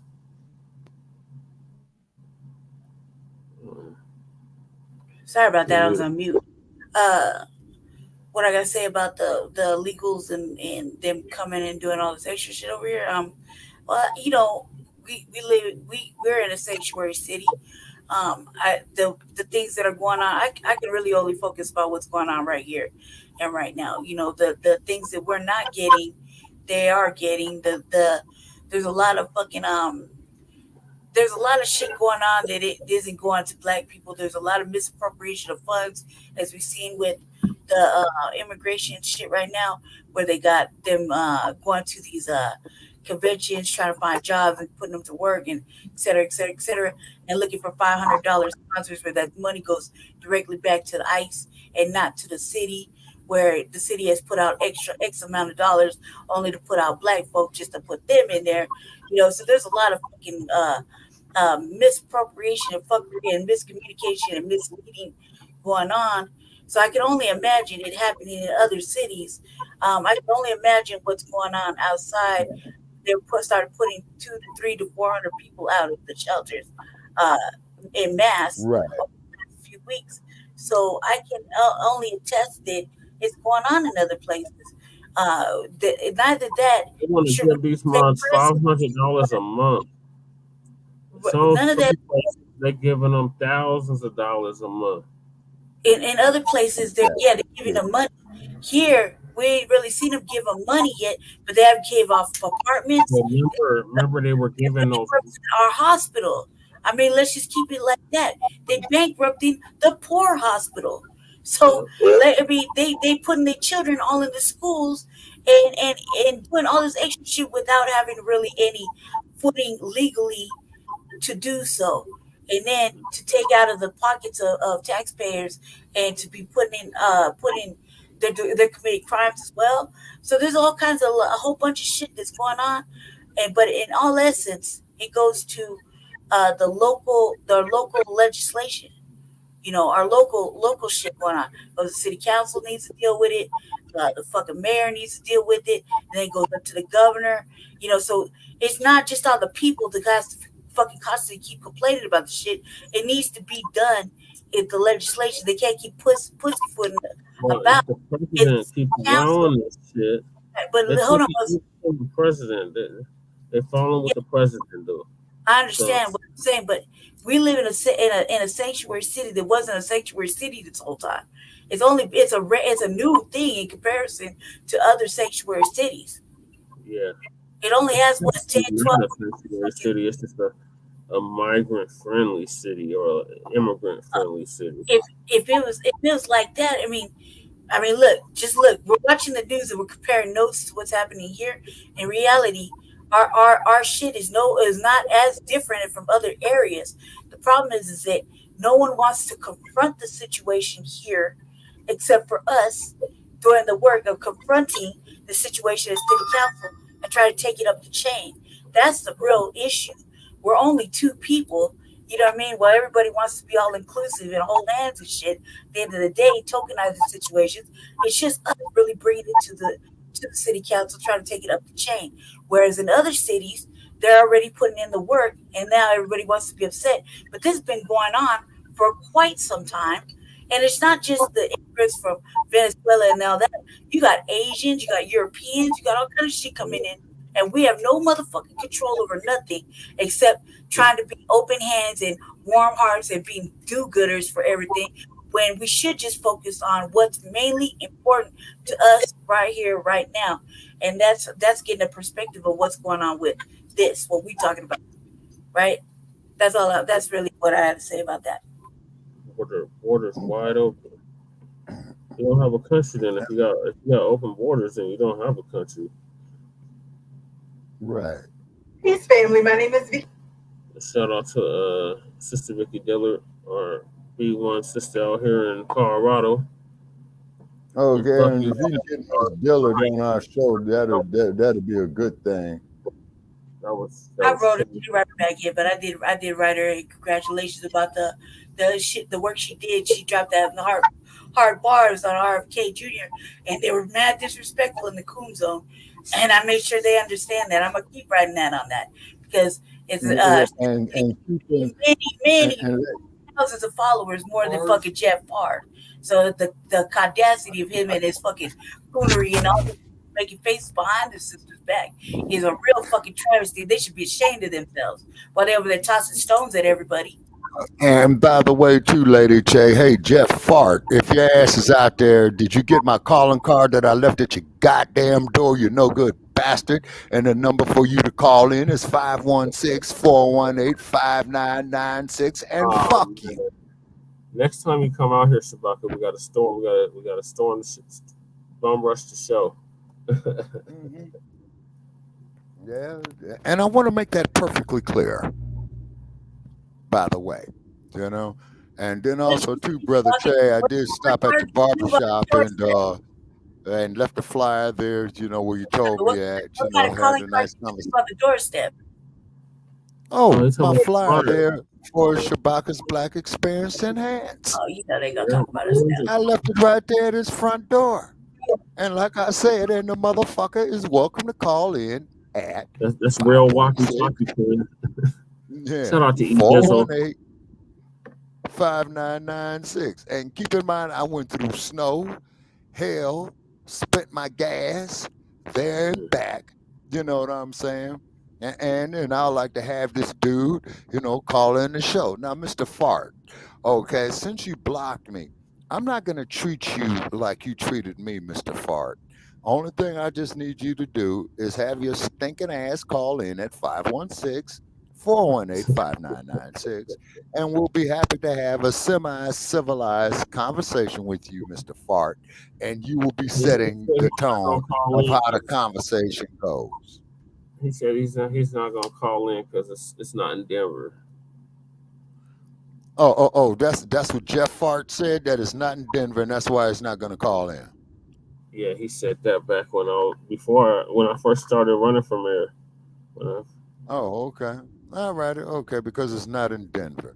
Well, anyway, Mr. Fart, Shabaka's Black Experience Enhanced made it a point to go through hell, snow, blizzards, rain to go see your ass. Okay. And you don't want to see me. That's great. I understand. And keep in mind, Mr. Fart, is that you're a fraud. You're a hypocrite. You know what I'm saying? But I'm not going to treat you, Mr. Fart, the way you treated me. Okay. Now, one thing I will give you credit for, Mr. Fart, is when I called up your show and I says, what are your ass scratches are going to do for the Black community? And you guys counted me real good on that. The woman was there with facts, figures, plan of action. I was very, very impressed. But then all of a sudden, oh, I got to block Shabaka. Well, you see, that's just so Mr. Fart. You see, but Mr. Fart, we will never block you. We'll just simply come up here and feed you your hypocritical nonsense and prepackaged bullshit. We'll feed it to you backwards. You're an opportunist, man. You know what I'm saying? Opportunist. Yeah, I love that even better. So you will get up there during the slavery days, Mr. Fart, and say, well, the mother niggas, they over there in the barn. And then Shabaka and Paris, them niggas, they left in the middle of the night and they went and took a wagon. So they might be going to go get some more niggas, boss. You know what I'm saying? And Mr. Fart, please go to Hollywood and audition to be a coon. You'll get hired. Yeah, he does enough of it here. With that coonery and buffoonery they call free thinking. Ain't nothing free thinking about that. That is Democratic still central. And they don't speak for us. But the sister on the screen, she speaks for us. And we're going to let her give us the update on how NBC is finally admitting that young Black voters aren't listening to Jimbo Jangles, Representative Clyburn out of South Carolina, to vote for Biden. That's great news, great news, great news, great news. That's even greater news than the Pony Express having to go back to the barn and eat oats. Spend our collective Black. Hey, we're going to eat them oats and we're going to beat y'all bastards once and for all. Sir, well, we got 6 months, man, before the start of the regular season. And I think once again, you guys are coming to us for the first game, and we will go to the barn in the second game. The barn, our stadium is pretty comparable to your new stadium. Sir, I saw the new stadium there when I was there on Colfax, okay? I like the design and what have you. But you guys need to get a roof on the mother sucker, man. I'm telling you. No. Man, that damn cold that you guys have right there in Denver, Colorado is inhumane. You gotta get the full experience, Bucket. You come out here, you definitely gonna be playing in the elements. Well, that's for sure. I drove in the elements, avoided cars in the elements. Cars avoided me. Oh, yeah, it's quite an exhilarating experience driving in a mile-high city in the middle of winter. You know what I mean? And what? He came the wrong month, Bucket. He came in March, y'all. March is our snowiest month. Man, now you tell me it's the snowiest month. We're 3 days away from the first day of spring. Correct. No wonder I saw them damn geese flying south. Mm-hmm. They already know what's up. Yeah, So hell, the geeses predict the weather better than the weatherman. When I saw them geeses flying south, I said, "Oh hell no, I got to get the fuck up out of here tomorrow." But I had to wait for the snow to melt. They already know storms are coming. Time to go south. Out of that slush, do you, D? How did you get out of that slush? Oh yeah, He had to dig himself out. Your area was knee-high deep in slush and snow. Oh yeah, and then I had to go out there. Tennis shoes got wet, froze my toes off. I'm sitting up there in a damn hotel with my shoes. You weren't even ready. Oh, you was not ready, Shabaka. Tennis shoes? No. Yeah, man. It caught me off. It caught me. Started red. My feet was up inside. And then the Clodhopper shoes that I should have took are right here looking at me. And something told me to take them little rascals. Goddamn boots, Shabaka. That's what you should have said. you're gonna need boots, long johns, gloves. Had my gloves though. Had my gloves. Yeah. Had my hoodie. And I got to throw all the stuff I wore in Denver's gone into the damn washing machine first thing tomorrow. Yeah. Must be nice. I wish I had a washing machine I could access right now. Yeah, the place I stay at, they got the laundry room right here. It's halfway decent, Yeah, And so this is Vicky Dilliard right here. Yes, sir. Okay. Also, too, now you see how she has the. Can I ask for his channel? Yes, you heard it. We have downloaded the app. At least I have. Okay, I got to get another phone, to add some more apps, man, because I'm being hijacked on personal information. This is what the Anchorman was talking about, us creating our own app. Mm-hmm. Right, we have our own app. Be sure to download it, beloved. I think you're going to love it. Thank you so very much. Now, family, I want you to look and listen to this recent article from NBC News. This is absolutely humiliating for the Biden administration. It says that Representative Jim Clyburn helped Biden win young Black voters in 2020. This time, they're not listening. Well, of course we're not listening. Right. Of course we're not listening. The question is, who in the world are they listening to? Just a little bit of background here. It talks about how the Democratic congressman from South Carolina rattled off a list of ways Trump has insulted Black Americans over the years. He was, it says, sitting in the pews, the largely middle-aged and older congregants applauded the message. The trouble for Clyburn, it says, 83, is that the people he most needs to hear him weren't the ones listening. The next day, Clyburn cast an early vote for President Biden in South Carolina's Democratic primary. He held a news conference afterward and laid out the stakes. Now listen to this, y'all. He says, do you want this country to be led by someone who time and time again demonstrates misogynistic tendencies and racist attitudes? He said, is that what you want? It goes on to talk about how without Clyburn, there may have never been a Biden presidency, because in 2020, his endorsement revived Biden's flailing campaign. Of course, we know that, right? But it's talking about now how the polling shows that young Black voters are peeling away from Biden in numbers that worry Democratic officials. Now, of course, they didn't want to admit this early on, but this is the power of folks like us, grassroots, independent, alternative media. That's right. That's due to us, baby, because mainstream media doesn't talk like us. They're telling you to support them. We're telling you we need to get something for our vote and how to hold them accountable. Right. Of course, this piece goes on to talk about how of the young Black voters who've grown disenchanted with Biden, Clyburn says, listen to this, I want them to stand in front of me and tell me they will support that, to my Trump's record, over Joe Biden's record. Well, first of all, when y'all sit here and act like Trump is the only one that says racist stuff, you look crazy. It was Joe Biden that said that America is doomed partially because of Black folks and because white folks are getting ready to be the minority in 2040. It was Joe Biden that says integration is the equivalent of basically a jungle. It was Joe Biden that instituted, it was the mastermind behind the 94 crime bill. Plus, he supported many more anti-Black forms of legislation before he masterminded the 94 crime bill. It was Joe Biden that told us that if we didn't vote for him, that we ain't Black. when you all say racist comments that Trump has made, we don't deny that. We're just simply saying that so is Joe Biden. Right.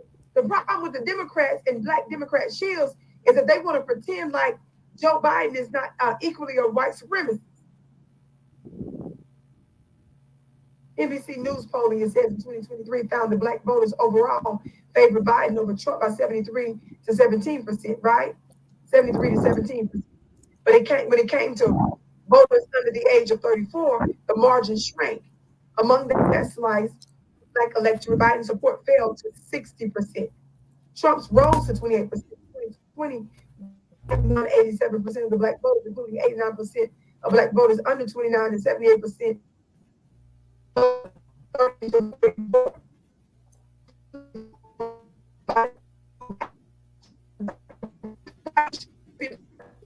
Okay, you having problems with your signal there, Brother Che.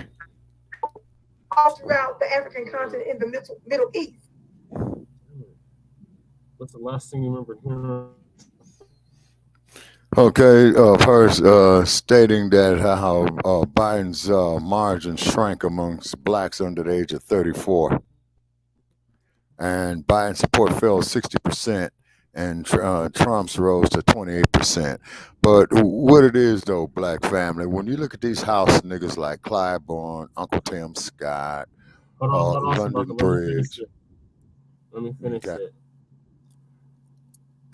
Record. Well, first of all, when y'all sit here and act like Trump is the only one that says racist stuff, you look crazy. Biden said that America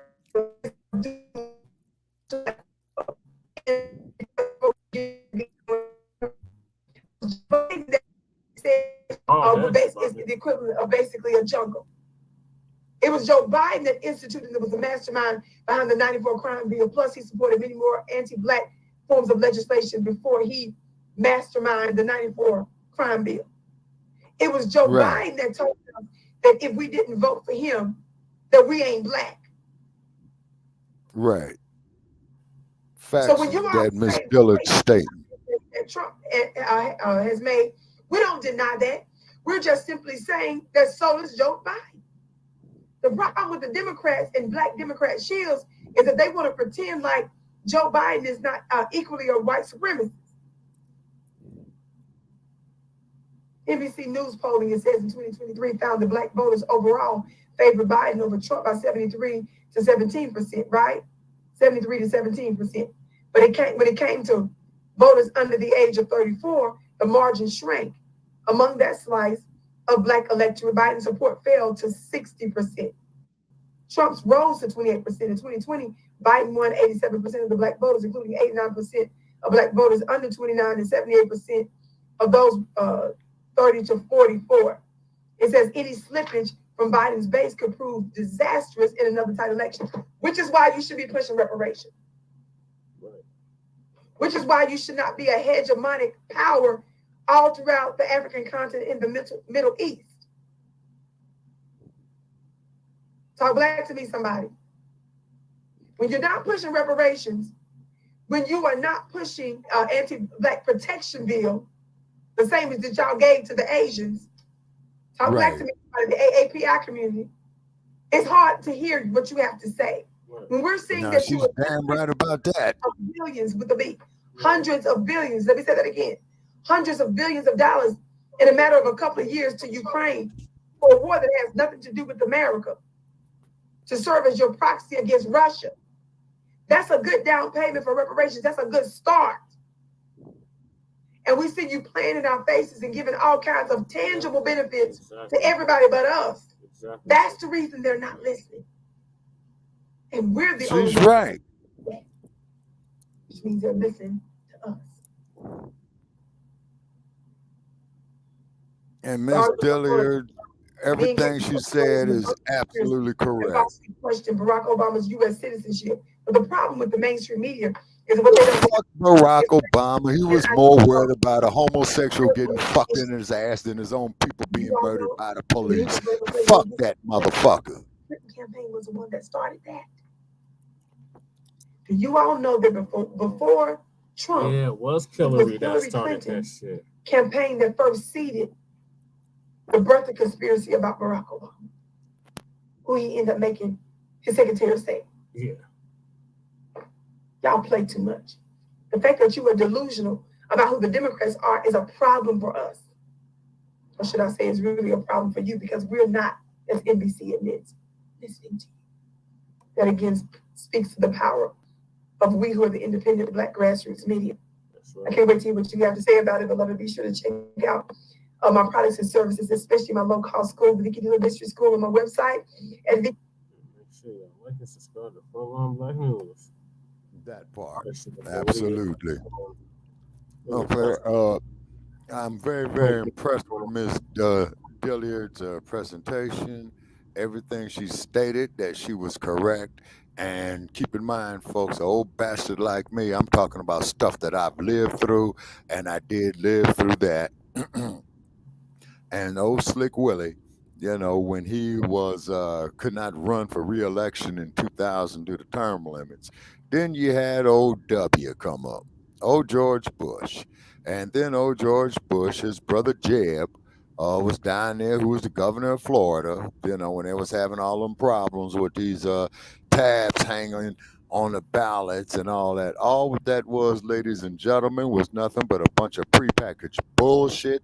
These bastards have these goddamn presidential elections already figured out, I would have to say, at a minimum of 10 years in advance.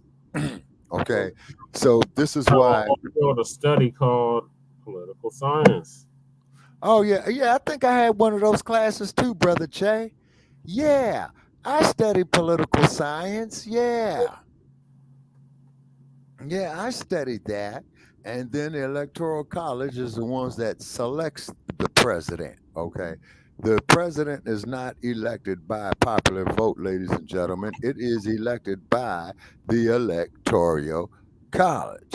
So therefore, the dump, as in human shit, and we want to make that perfectly clear. When he said, Mike Pence, you know, put the fix in for us, and Mike Pence called up former Vice President Dan Quayle and says, well, you preside over the U.S. Senate, you got to give the electoral votes as they came in. Although Mike Pence looks like a goddamn SS officer out of Hitler's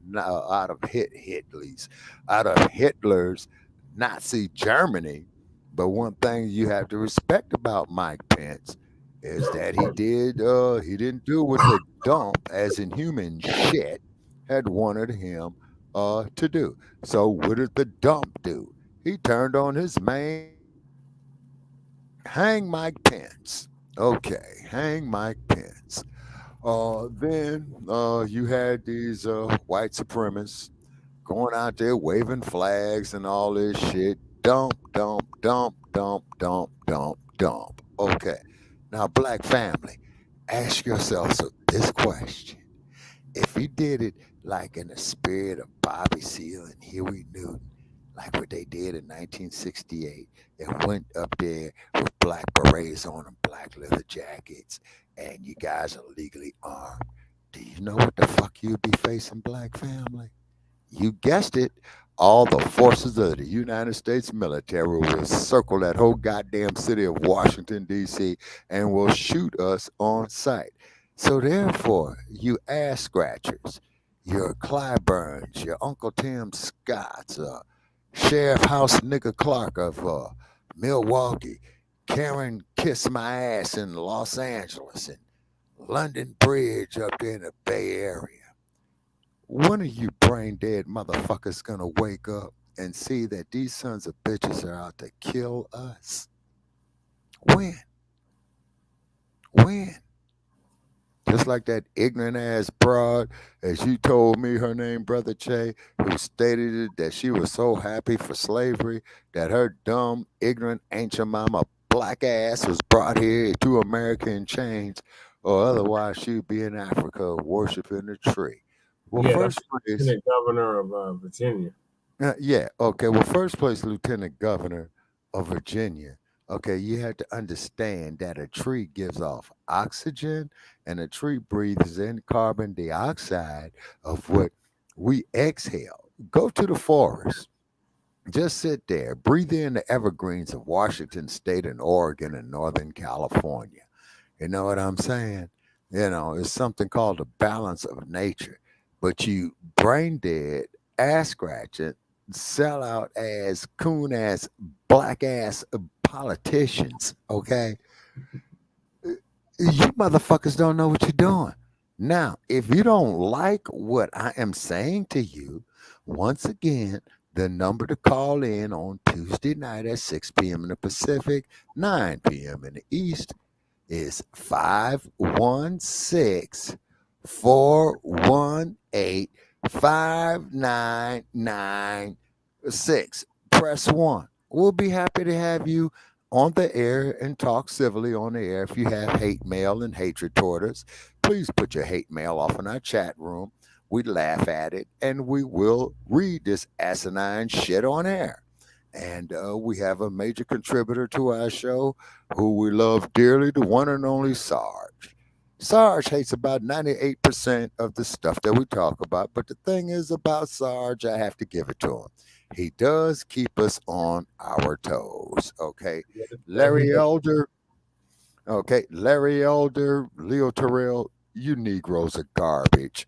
And both you sorry ass bastards need to be disbarred. Gavin Newsom. Yeah, Gavin Newsom. One of the biggest hypocrites going along. And you were the campaign manager for a friend of yours who was running for political office, and you decide to go fuck his wife. Friends like that, who needs enemies? Okay, please continue, Brother Che. Go ahead, Lady Che. What are your thoughts on this?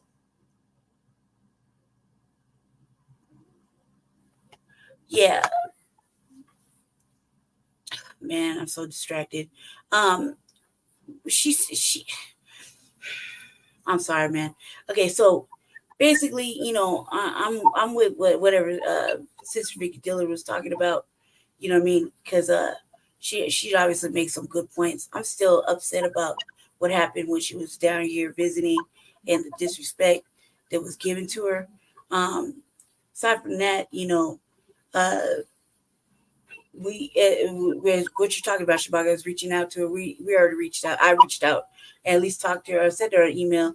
Not really asking for anything, but just to highlight the how impressed I was with the way she handled the situation. She's her own vibe. She moved around. She's been doing a lot of things. She's been really busy.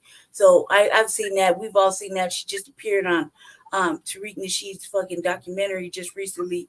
So yeah, she just appeared on several other podcasts. So we see her moving around and she's doing the work. That's also whatever she's given in her war room discussion. That's just something to take into and to take into account. As far as any of the candidacy stuff was concerned, I mean, she pretty much blatantly called out RFK Jr. and he showed his ass, and then everybody was also involved in that.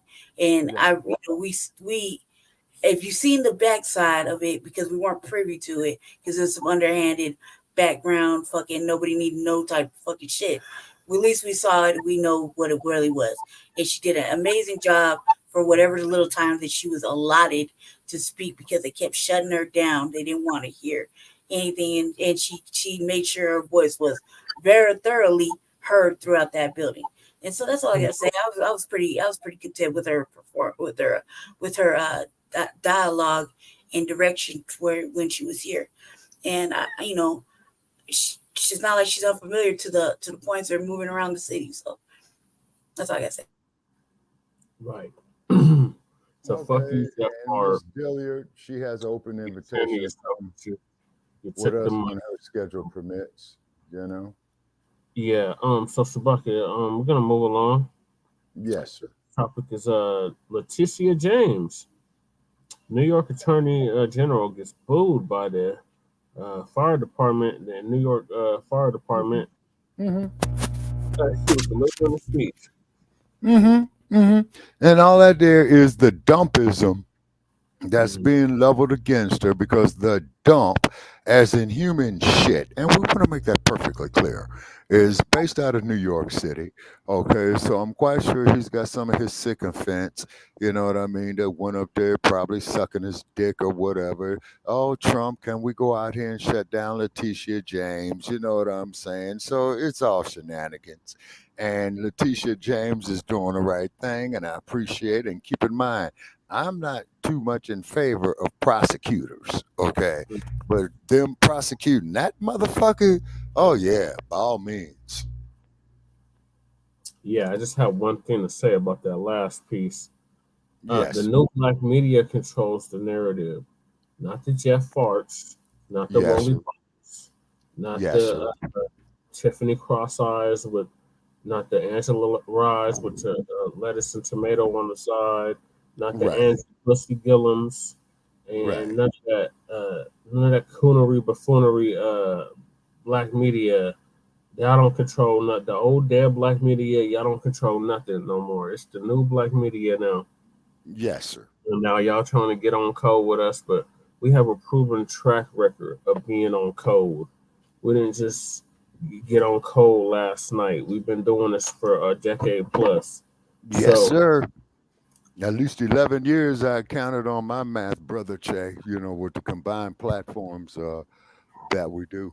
And it's all going on to 11 years of experience that we have and what have you. And then also, too, folks, we are asking for donations for all three of these platforms. We are taking on water, you know what I mean? So please donate what you can, $1 million, $5, you know what I mean? You know, to keep it going is because it's a lot of effort. Plus, not to mention the travel expenses, you know, that we do when we travel.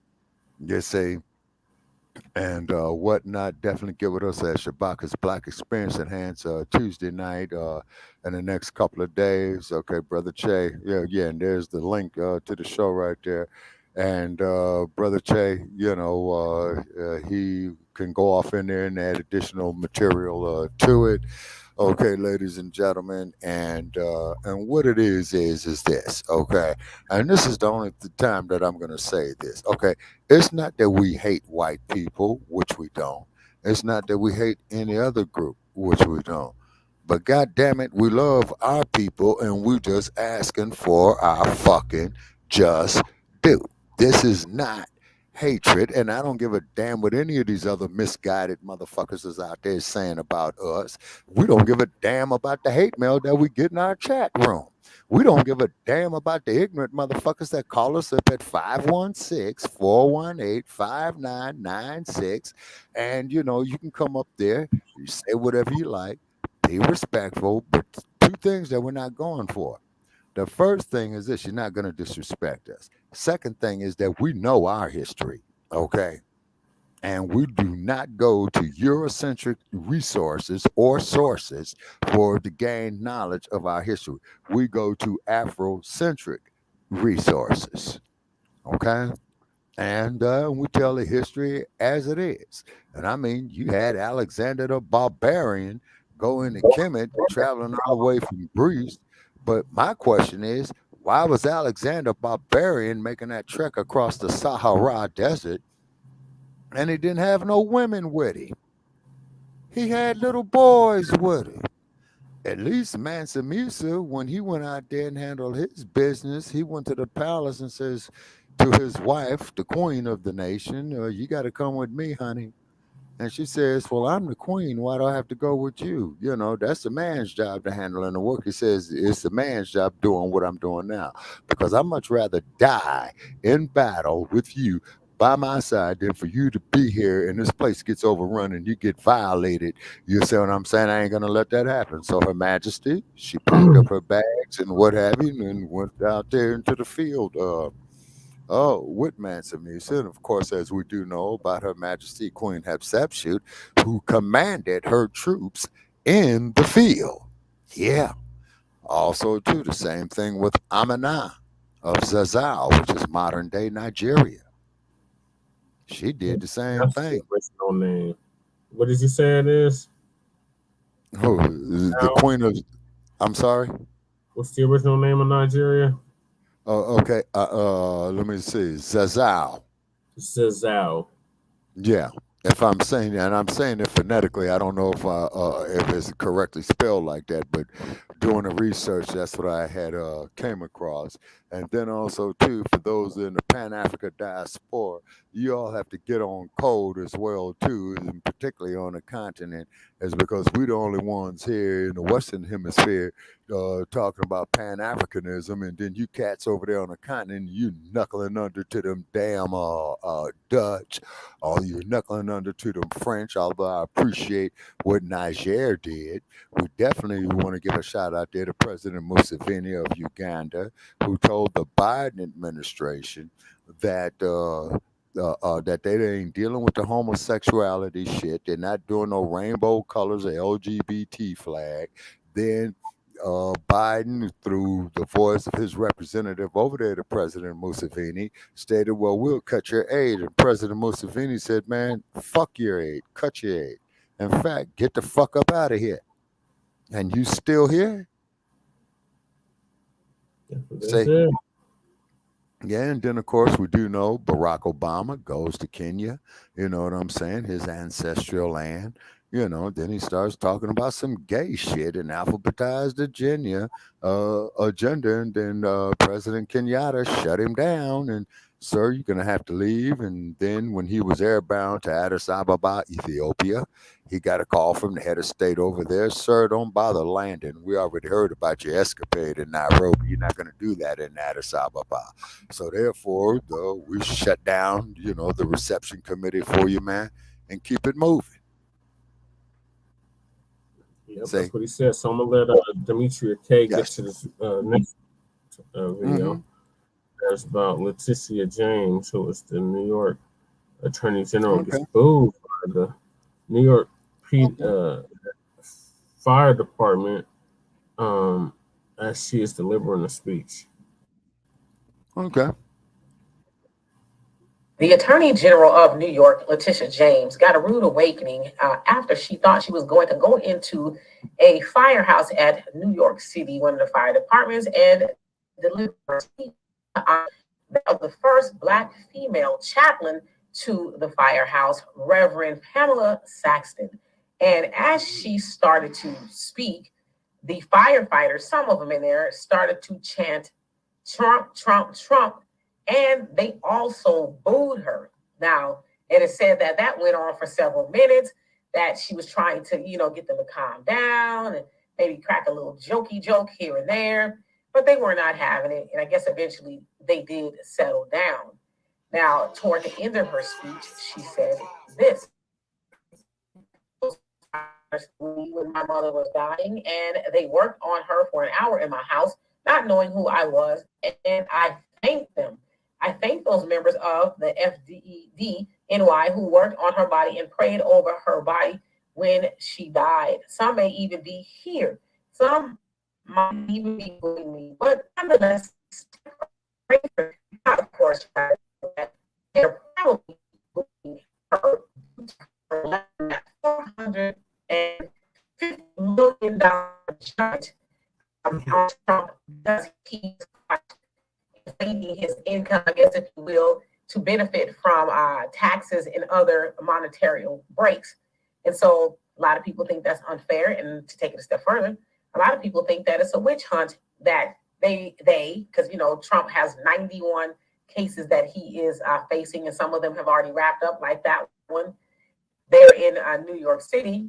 But a lot of people think that he's just being targeted. And so I can understand maybe why the firefighters there are not pleased with her showing up in there, as if, you know, she didn't just go after somebody they really love, which kind of can be problematic too, because, like, yeah,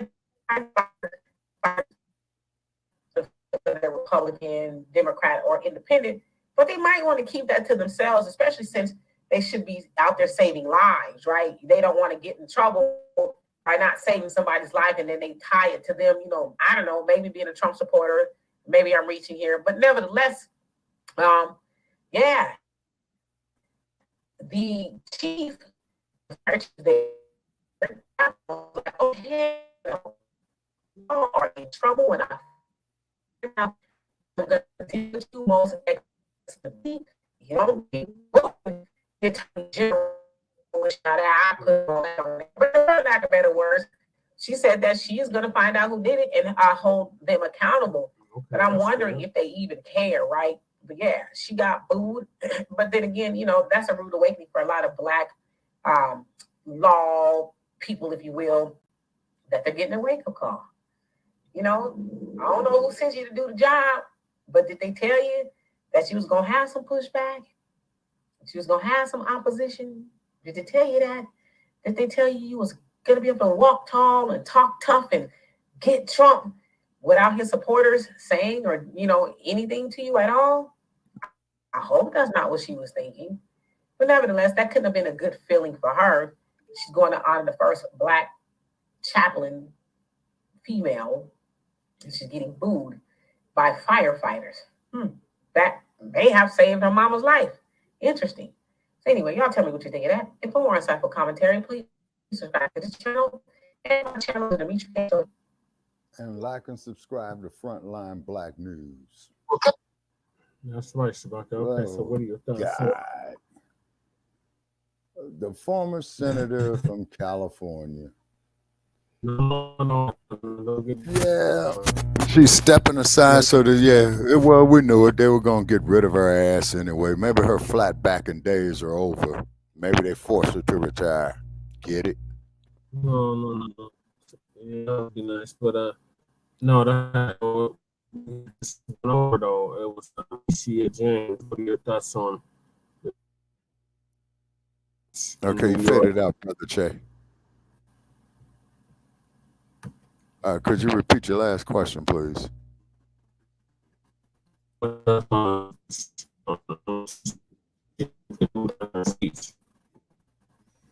Okay, Brother Che.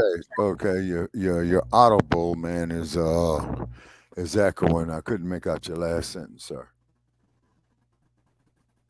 The Wi-Fi is going on. Okay, or it could be T-Mobile. Yeah, it could be T-Mobile, man, with their bullshit throwing a monkey wrench in the works. Can y'all hear me now? Oh, yes, sir. Now you're loud and clear. Yes.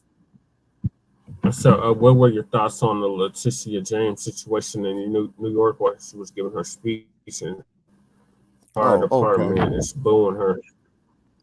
Okay, well, first place, as we all know, New York City, that's the dump, as in human shit, that there's his power base. So quite naturally, of course, you know, those ultra-conservative white folks and what have you, they don't like nothing Black, although they ain't saying it, but you could tell by their actions. And it was just merely booing her because she was a Black woman and did not let the Attorney General finish of what she was stating.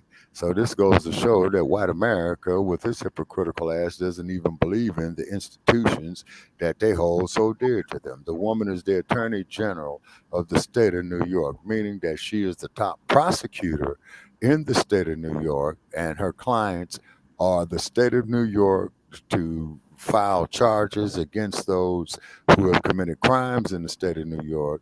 And it is also her job to defend the state of New York if it's held to be a defendant in any cases. So the Attorney General is kind of like the prosecutor and the public defender for the state. Yes, and what I mean by the state, I'm speaking of the state institutions, not the ordinary citizens. Do I have that correct, Brother Che? Yes. My question, why were they booing her again? Why were they booing her again?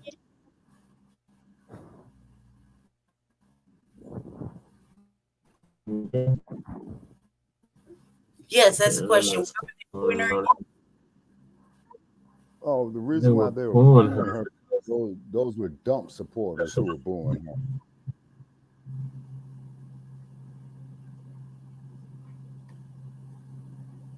I understand now. Okay. All right. So what are your thoughts on this, Lady Che? Was that it, or did you have more? Well, I just said I was confused about why they were booing her. Because the shit went really quick. And I was just like, well, she probably should change up, and they won't boo her no more. No, not a lot of people been a fan of Letitia James at all. You know what I mean? New Black Media has talked about her many times and as a shill, or doing some mammy type shit. So I was just curious to why they were booing her this time.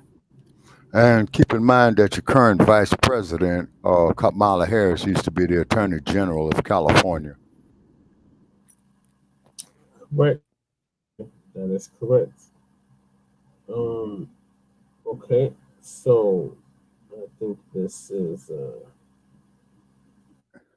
racist and white supremacy, and you're getting your wake up call, Letitia Mammy James. Oh yeah, because the day of the ass scratching the Yassa boss is over. Period. So straight out. Yeah, and racism and white supremacy always breaks its tools. So you're about to be broken like Adams was just broken. Right. Now they got the National Guard being sent into New York for the illegals. Okay. Have the National Guard Sticking on to the dump. Yeah. And we want to make that perfectly clear. Yes, sir.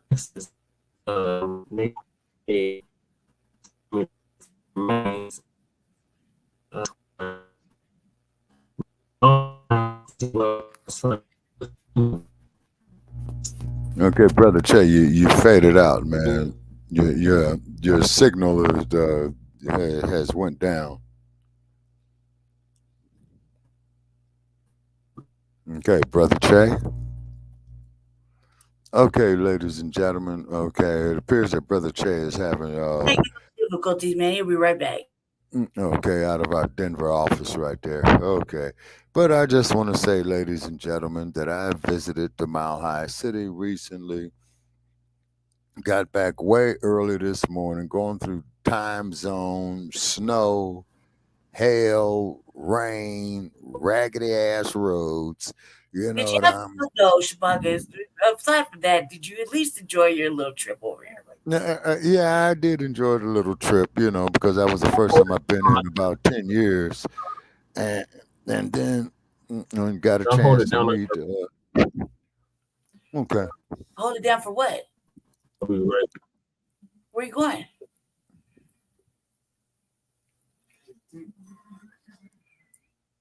Okay.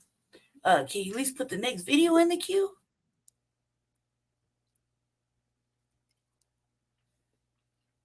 All right, Shabaka, over here. I'm listening. Go ahead. Tell us about your... Okay, so therefore went through all kind of hail and snow and finally rain. Got back to the great state of Nevada here early this morning, passed through Hoover Dam and whatnot. Is because you do not have a direct interstate connection to Denver. Yes, you do, but the Front Range there had too much snow on it. Because normally you take 15 to the 70 that you would pick up in Utah, then you would enter Colorado off the 70. But it was just too much snow and a lot of road closures out there and what have you.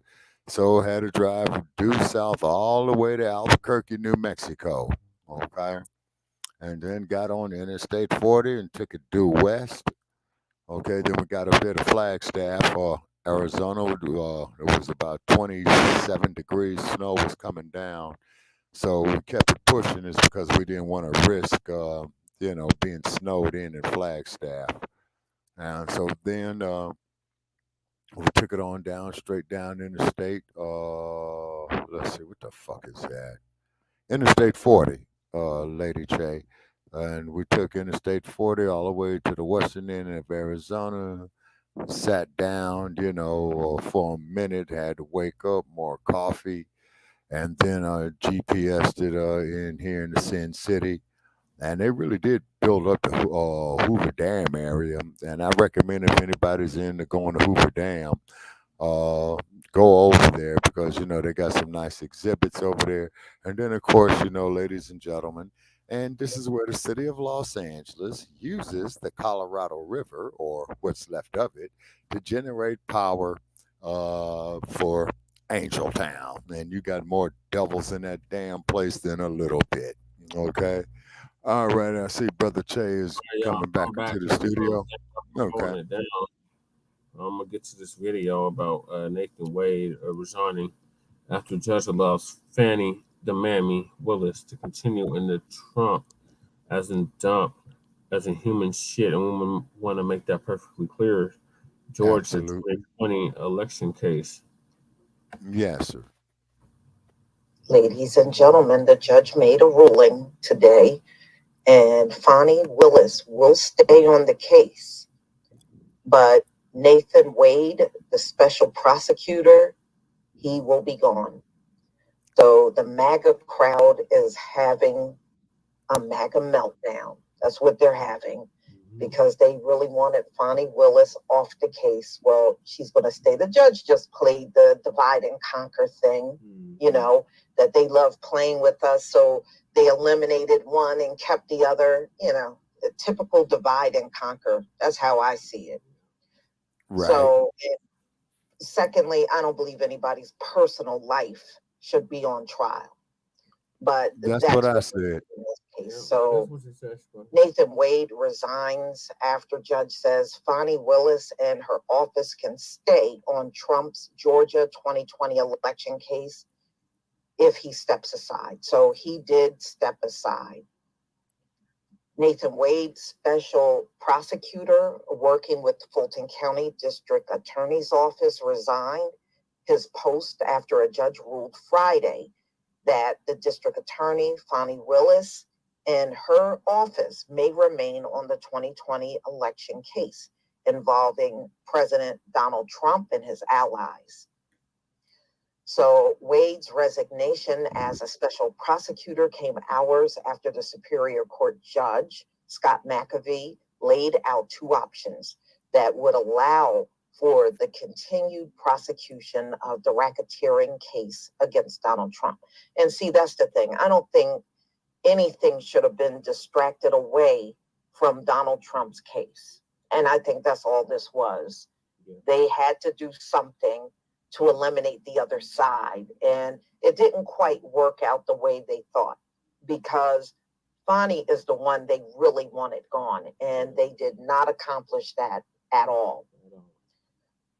So Trump and his co-defendants, this is stemming from a scheme to overturn the results of the 2020 election in Georgia. The district attorney may soon step aside along with her whole office and refer the prosecution to the prosecuting attorney's counsel for reassignment, McAfee wrote in his 23-page decision. So Wade, he's gone. He's gone now. So Wade said in a letter to Willis, with whom he had a relationship with while serving as special prosecutor, that he was stepping down in the interest of democracy, in dedication to the American public, and to move this case forward as quickly as possible. The district attorney accepted his resignation. In her own letter to Wade, praised him for his professionalism and dignity. Willis lauded Wade's patriotism, courage, and dedication to justice in the face of threats against himself and his family, as well as unjustified attacks in the media and in the court on your reputation as a lawyer. So McAfee's decision was in response to a request to disqualify Willis and Wade by Michael Roman. Of all things, his last name is Roman, okay.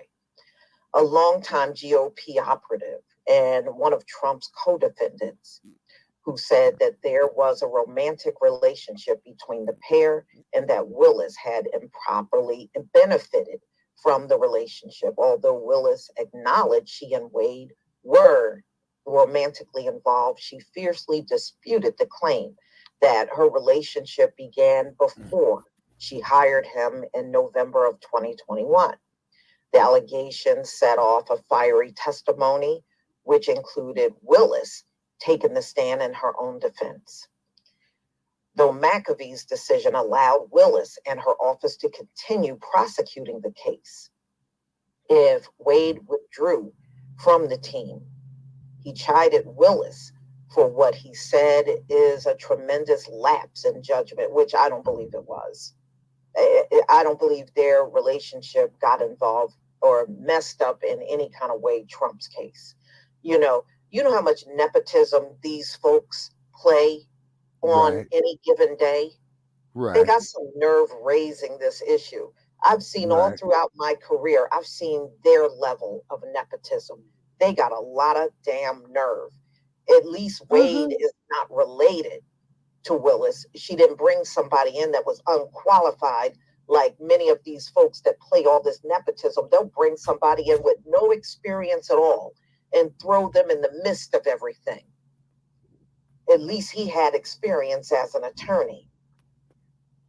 So still, he said Georgia law does not permit the finding of an actual conflict for simply making bad choices, even repeatedly.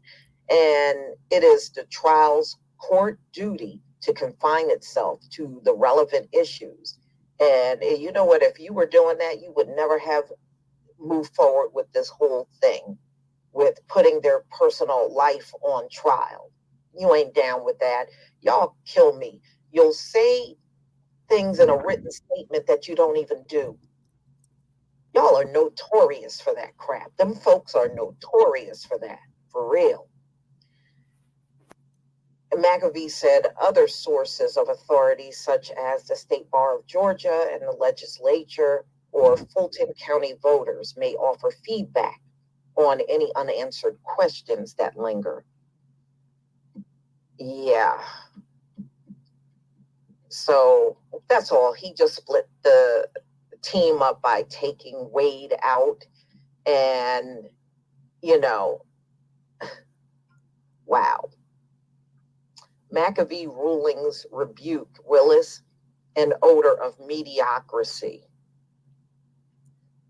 So y'all gonna have to tell me what you think. I really don't believe their relationship had anything to do with the case. I think this should never have gone this far. I'm sure they're not the same. I'm sure they're not the only lawyers that were seeing each other.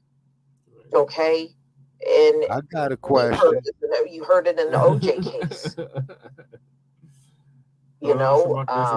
There were dating lawyers even in that case, not on OJ's side, but on the California side. Yeah. Y'all remember Christopher Darden and Marsha Clark. Marsha Clark, I believe her name was. Yeah, those two were dating.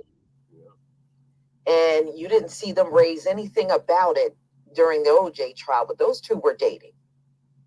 Who cares? So, y'all, you're going to have to tell me what you're thinking about this one. Is it really that important? I really don't believe it was. I think that Trump is in over his head and they had to come up with something to get the other side on. And this judge, I don't agree with the judge's ruling at all, but you may agree with it. Conflict of interest. I've seen it in so many cases in this country. It's not even funny. This one was no bigger than anyone else I've seen. Please like and subscribe to Frontline Black News. That's right, Shabaka. All right, what was the question?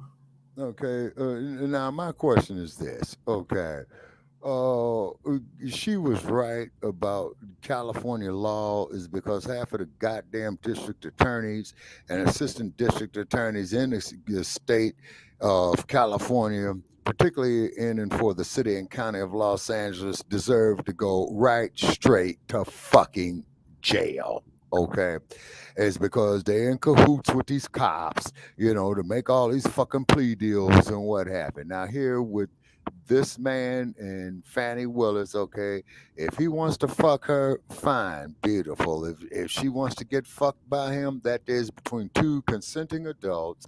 The man was qualified as an attorney. The fucking judge should be recused from the goddamn case. It's for the simple fact is that he went against the prosecution.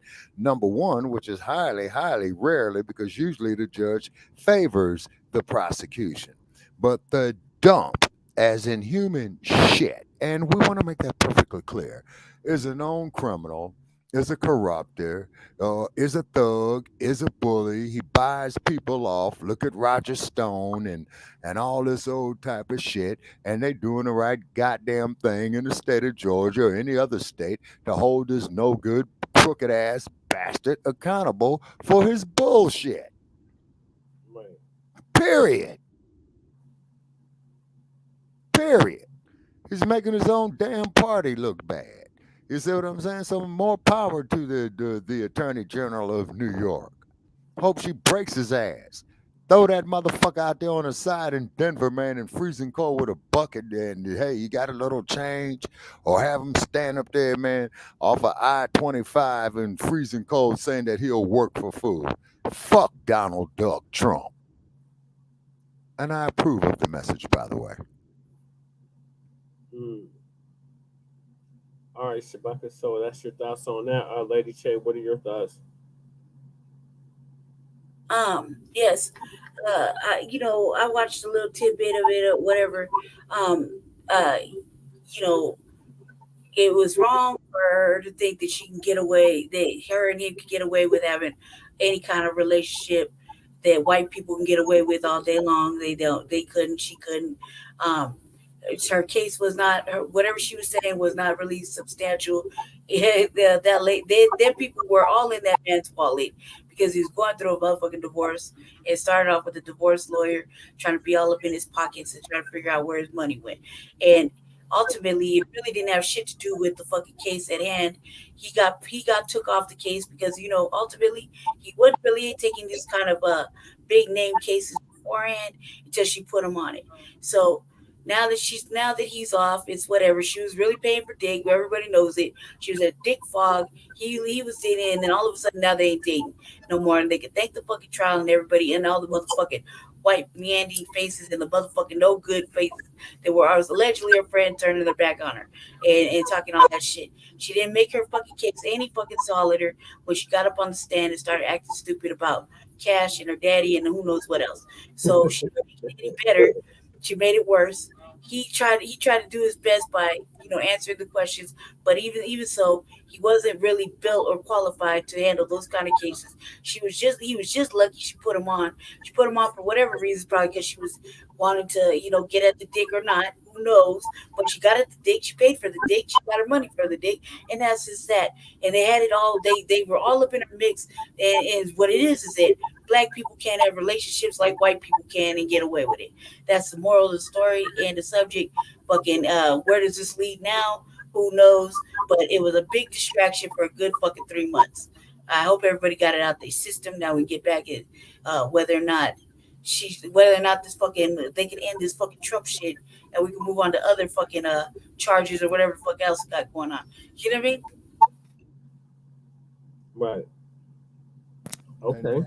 And on top of that, yeah, and then on top of that, let's just keep it real. She was paid for the dick. She was dickmatized. He was in love with the motherfucking pussy. And he didn't stop her from paying for the dick or paying for trips. And it doesn't matter how much she said he was a motherfucking gentleman. He was still taking fucking money for the dick. Okay, that's just that way. And I don't give a fuck how much motherfucking cash a motherfucker got. She couldn't say that she was over making cash transactions for the motherfucking dick buying tickets. Unrelated motherfucking Bermuda Triangles and God knows what else. Arugula, or whatever the fuck. While she over there. Hey, I just thought about something, Lady Che. out on a plane, okay? She just took wait a minute. for an apartment and kept it like that, but instead she took the dick out and he was still in a married motherfucking compromised position. The divorce papers ain't been set, and that's why the motherfucking divorce attorney went after that motherfucker's paper, and his paper trail so motherfucking hard because he was lying, she was lying, and she was paying for the dick, and that just needs to be said. Ain't no shame in it. It should have just said I was paying for the dick and I was stigmatized, and he just looked like he had it. And he was feeling like a king, and now he feeling like shit because he off the case and he ain't got no fucking warm ass pussy to be paid for. Okay, but that's just it though, Lady J. Everything I agree with you. You like know, right here pretty much. in this predicament. Bitch paying for the dick. He ain't got no wife and ain't got no case to try. You sound like a real loser to me, man. Well, Lady J, only thing I can say about that is this: if that case was in Los Angeles County. Okay, I doubt it seriously if they even would have approached him about that bullshit. Is because if I was Fani Willis after she finished with her job down there, then sue these assholes for invasion of her fucking privacy. You see what I'm saying? Now, if he was there with another man, they wouldn't have said nothing. They would have said that's progress. Okay, so he's fucking his boss. So what? Who cares? She fucking him. She fucking him and paying for it. He's just he's just a recipient of it, and he didn't even try to cover up. Lady J, fair exchange ain't no robbery. Whatever arrangement that they had, those are two. Black people can't have fair exchanges on taxpayers' dollars. You know that, right? That's the whole point. Okay. Well, Lady J, if that's the case, then all the DAs and associate DAs in Los Angeles County belong in jail. Okay, I mean, I understand exactly what you're saying. White folk all the time, Shabucket. Now black folk can't even have relationships. We can't. Oh, I agree with you, Lady J. You're not getting no argument from me whatsoever. Conspiracy theories and shit. You know what I mean? That's what I'm saying. And then why aren't they together? Let's just ask that question. Because they sure was together at the beginning of it. And now they ain't. I ain't mad at it. You know what I'm saying? I ain't mad at dude for fucking Fani Willis. That's his business. That's her business. But the question is, what, as you had pointed out, what bearing does that have on them doing their jobs of going after a goddamn megamaniac, narcissist, crook, rapist, tax evader, just straight scum of the earth? You know what I'm saying? And what have you. And his sons are no damn different. You know what I mean? And then, the dump, as in human shit, is going to make a porno star the first lady. Okay. Then the dump, and why he spent $250,000 for Stormy Daniels. I mean, wow. But he's sick. He's crazy. But that's in the past now. He's probably on dope. Dump might be on dope. I don't know, and really wouldn't give a good goddamn if he was or if he wasn't. But the son of a bitch, the dump, as in human shit, and we want to make that perfectly clear, is of low moral character, is a crook, is an egotist, narcissist, and the dump, he probably gets his jollies playing with people's lives. And which the fuck he has done. Look what he did to Omarosa. Gonna throw Omarosa out of the White House because she disagreed with his stupid ass. Had the woman physically assaulted, grabbed, and thrown out of the fucking White House. What has Omarosa done since? I haven't heard. The last time I heard about Omarosa is when she got thrown out the White House. And she did nothing since then. So what that mean? I don't know. Remember, she tried to come back. Remember, talking about she was playing by the door. Oh, okay, yeah. That she was playing the spook who sat by the door. Oh my God. Yeah. Oh no, the spook who sat by the door. No, I dug that scenario. That was beautiful. That was beautiful. Got inside their offense. You see what I'm saying? Put in some work, and then on top of it too. Now here's my question: with the dump, as in human shit, and I want to make that perfectly clear. That's our next topic, Shabaka. So Sticking with the dump. Okay. All right, what's up with the dump? Moving it right along. He tried to pass off $40 million. $40 million? Hell, that motherfucker give me $40 million. Against the Georgia judge's order. So the dump, as a human shit, otherwise known as Donald Trump, we want to make that perfectly clear. Right. Caught moving $40 million in violation of judge's order. Well, hell, that motherfucker should have moved $40 million to this goddamn platform we got. Right. Shit, we'll take his money. Fuck Donald Duck. All money is green. We just ain't sellouts. Right. Oh, Tariq Nasheed. Yeah, that was on yeah, he had just went off on the podcast about oh, okay. So we missed Tariq Nasheed. Yeah, I tried to call into his show one time and I got in a queue, but he never got with me. The same thing with Professor Black Truth. You know, I got into the queue of his show. Yeah, Jason Black and Jason Black. And I would like to, invite him to our platform. I'd like to be a guest on theirs. You know what I mean? So what's Sister Alicia Cabrera's got going on? She's gonna give us an update on the dump as a human shit, and we want to make that perfectly clear. Oh, absolutely. $40 million in violation of the judge's order.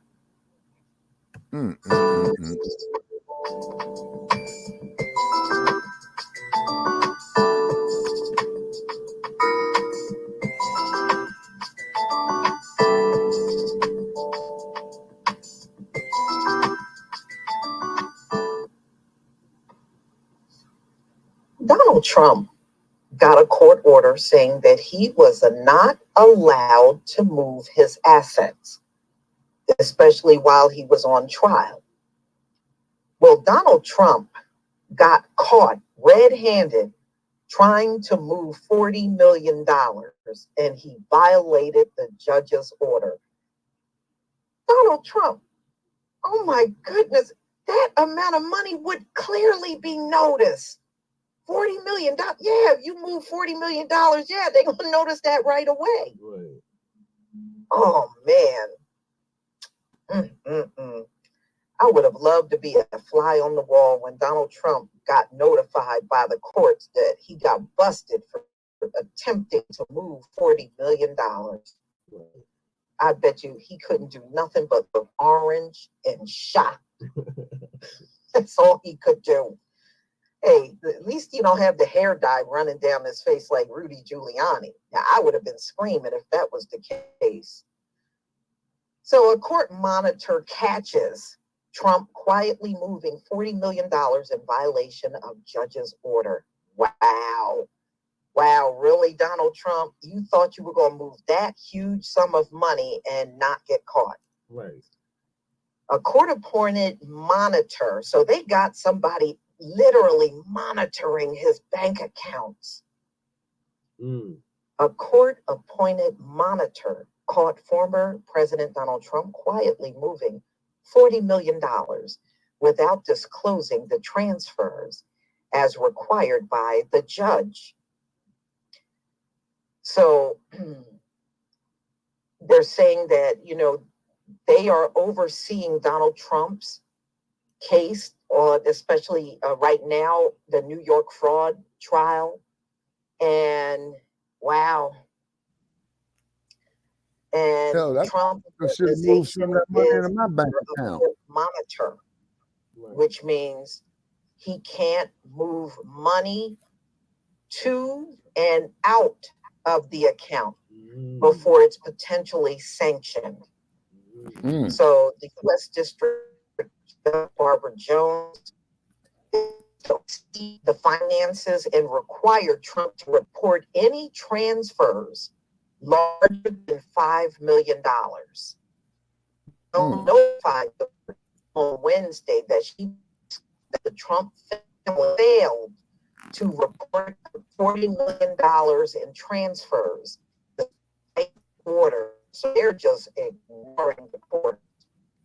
These transactions include a cash transfer of $29 million to Donald J. which I confirmed was used for tax payments.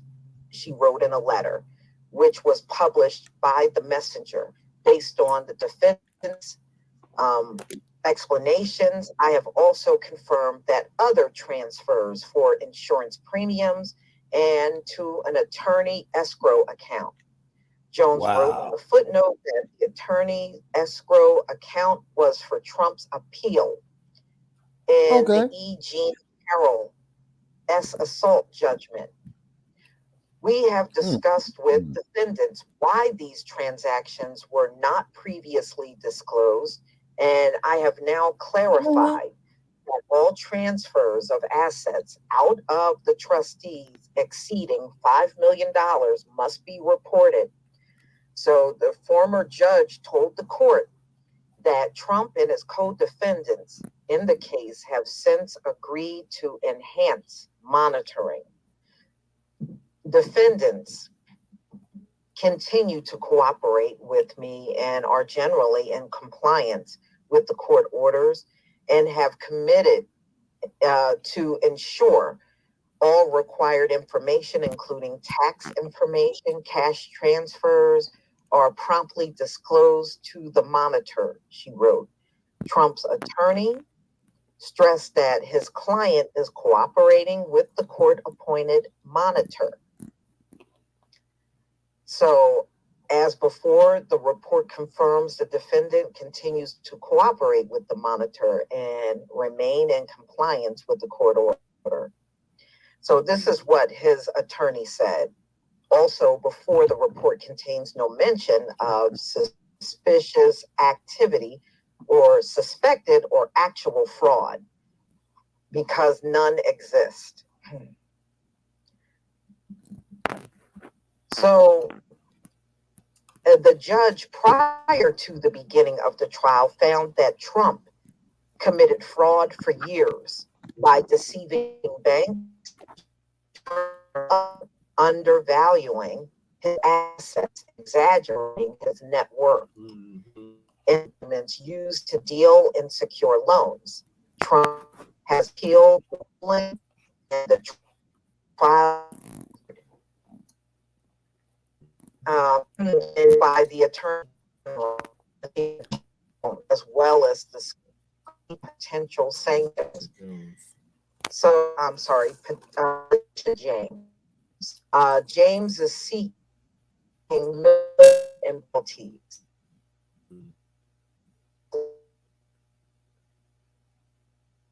Others earlier this week sought to call Jones a witness down by the sides being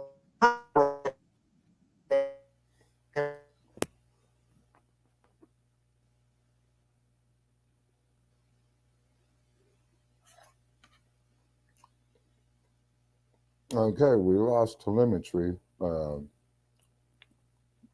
our audience.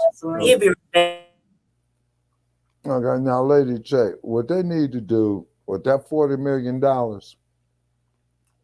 that $40 million needs to be donated to Frontline Black News.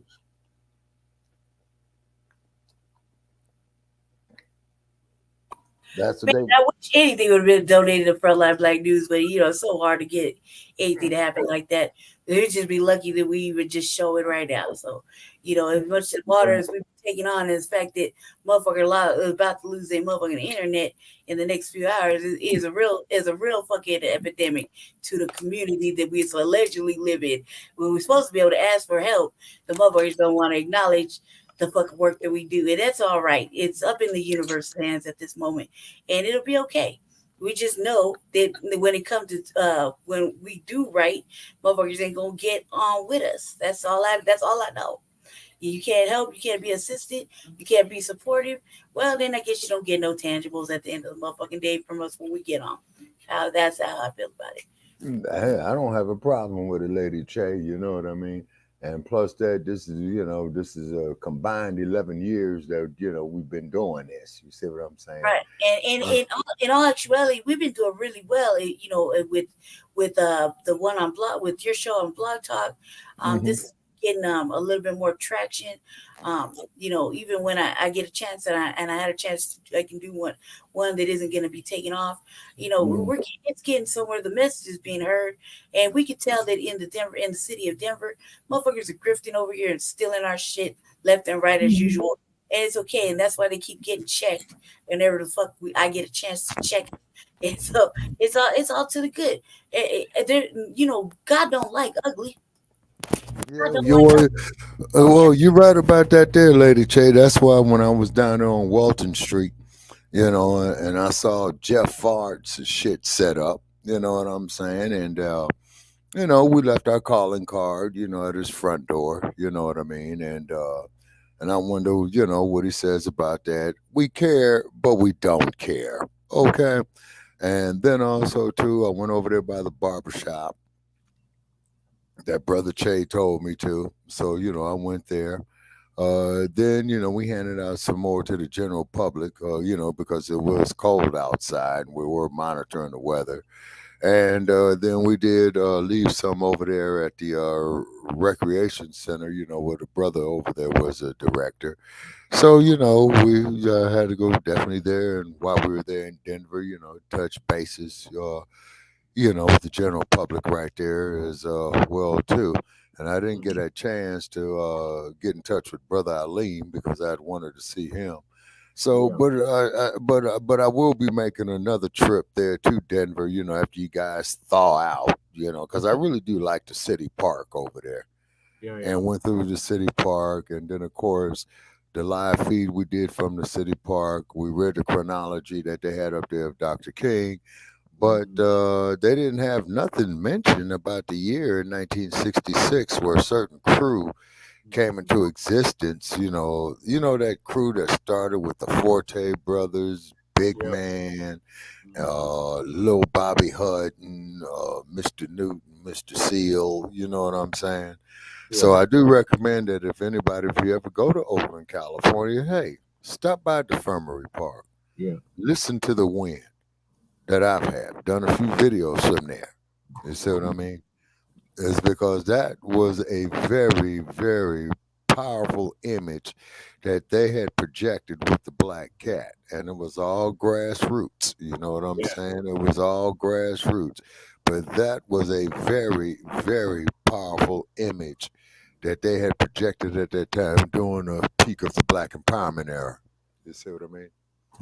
Yep. And then, of course, as we do know, is that the former heavyweight champion, Muhammad Ali, and the co-founder of the Black Panther Party, Dr. Huey Percy Newton, they were born exactly 30 days apart in the same year of 1942. So if that's not some divine intervention from the cosmos, I don't know which is. You see, and they both supported each other. It's because there is a clip, Brother Che, and you could Google it on YouTube, of where the heavyweight champion did go to the Alameda County Courthouse to support Dr. Newton. Yep. Okay, Shabbat. Thank y'all for holding it down. I barely realized I got disconnected. Okay, and I'm getting ready. Okay, and I'm getting ready to take the count, you know what I'm saying, because my back is killing me and I'm still thawing out, from Denver. And guess what, folks? Right here in Las Vegas, it is 56 degrees. Oh, nice. No, I'm sorry, Brother Che. What was you saying? So we're like 2 topics left. Oh, okay. Let's cover them. So, did you have anything else to say about the dump? Trying to. Oh, well, the dump, smuggling is $40 million. The man's a fucking crook. That's what crooks do. I mean, how y'all gonna prosecute that motherfucker for having $40 million? In that regard, that sounds like a case of jealousy, but his ass should be brought up on them criminal charges. His ass should be brought up for sexually assaulting that woman. And then he needs to see a psychiatrist of why he paid Stormy Daniels $125,000. $500,000, but yeah. $500,000. $500,000. $500,000, yep. And they just have to pay that other woman $83 million. Yeah. And he ain't offered Amorosa shit, huh? Wow. No, that is sad. That is sad. Okay, so let's cover our other two topics. It is midnight. It is Monday, March 18th now. And this is here in the Pacific time zone. Huh, Lady Che? What you eating, Jesse? Pistachios. Oh, fuck. And I just had me a little small piece of cake right here. And I'm trying to lose weight, you know. Oh, my God. Stop it.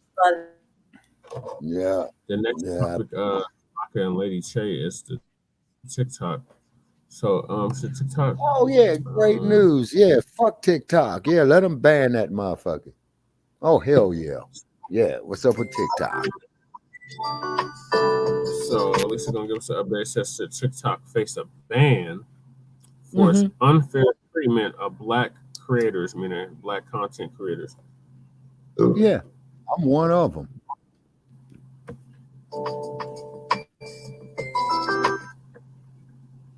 So you think they should face the ban because you know it just passed the House and it's on its way to the Senate now.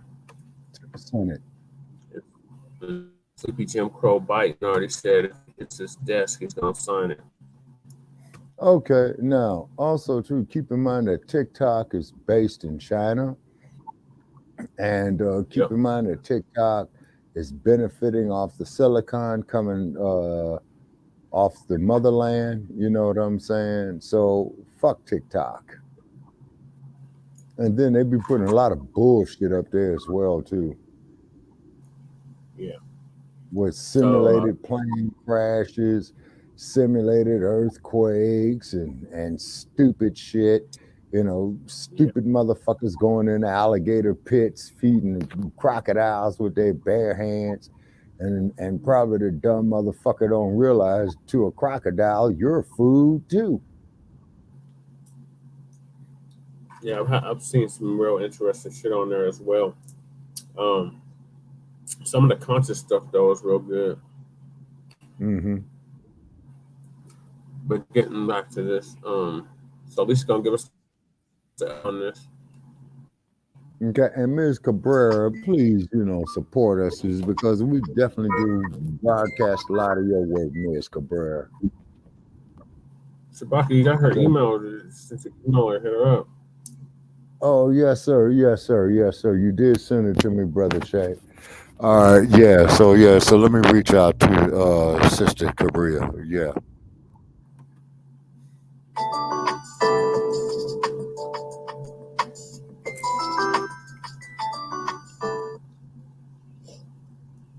Ladies and gentlemen, you know, it is amazing how everybody always have this expectation for when things go down. Well, let's go get the Black people and get them to speak up. You can't do those things anymore. No. You can't do those things anymore. And causes from the past, recent past, should plainly tell you, you can no longer mistreat us. Right. And then come back with this, we need to get behind you on everything. It's never going to happen again. Those days have long passed. We are hip to your behind. Right. We are not taking up your causes just to continue to be treated like crap. That's right, Lisa. So it's not just TikTok, but all social media platforms suppress Black videos and views. Yeah. You all do. Tell me about it. Across the board, and TicToc is no exception. Right. They have been doing it the entire time they've been around. So now that all this stuff is going down, yeah, you know, they want everybody to get behind them. And guess who they want the most? Yours truly. Ain't happening. Sorry. So Black creators played a pivotal role in getting TicToc to be a behemoth it is today. And that is the truth. Even YouTube, we've played a big role in blowing this up.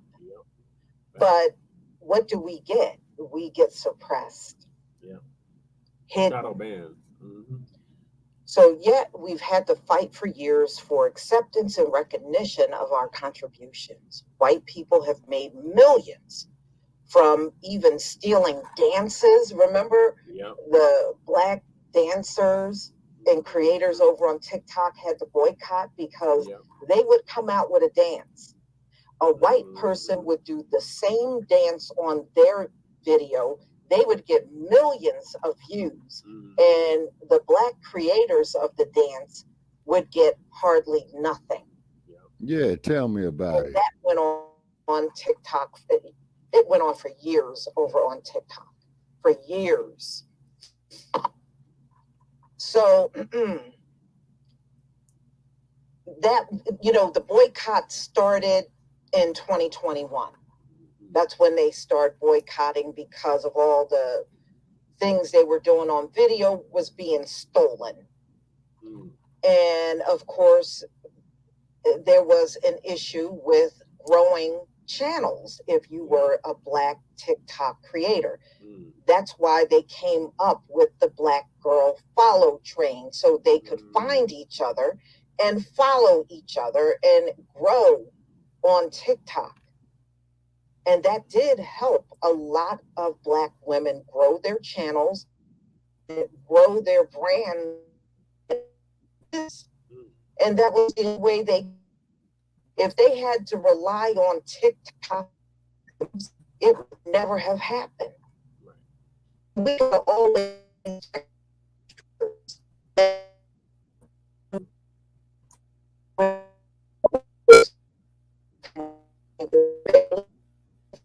and you'll get all kinds of recognition and views. And the same thing happens here on YouTube, Instagram, Facebook, all of these platforms. They all, that's one thing you all got in common. You work hard to suppress us. So given the possibility that TikTok will be banned in the US, should Black people even care?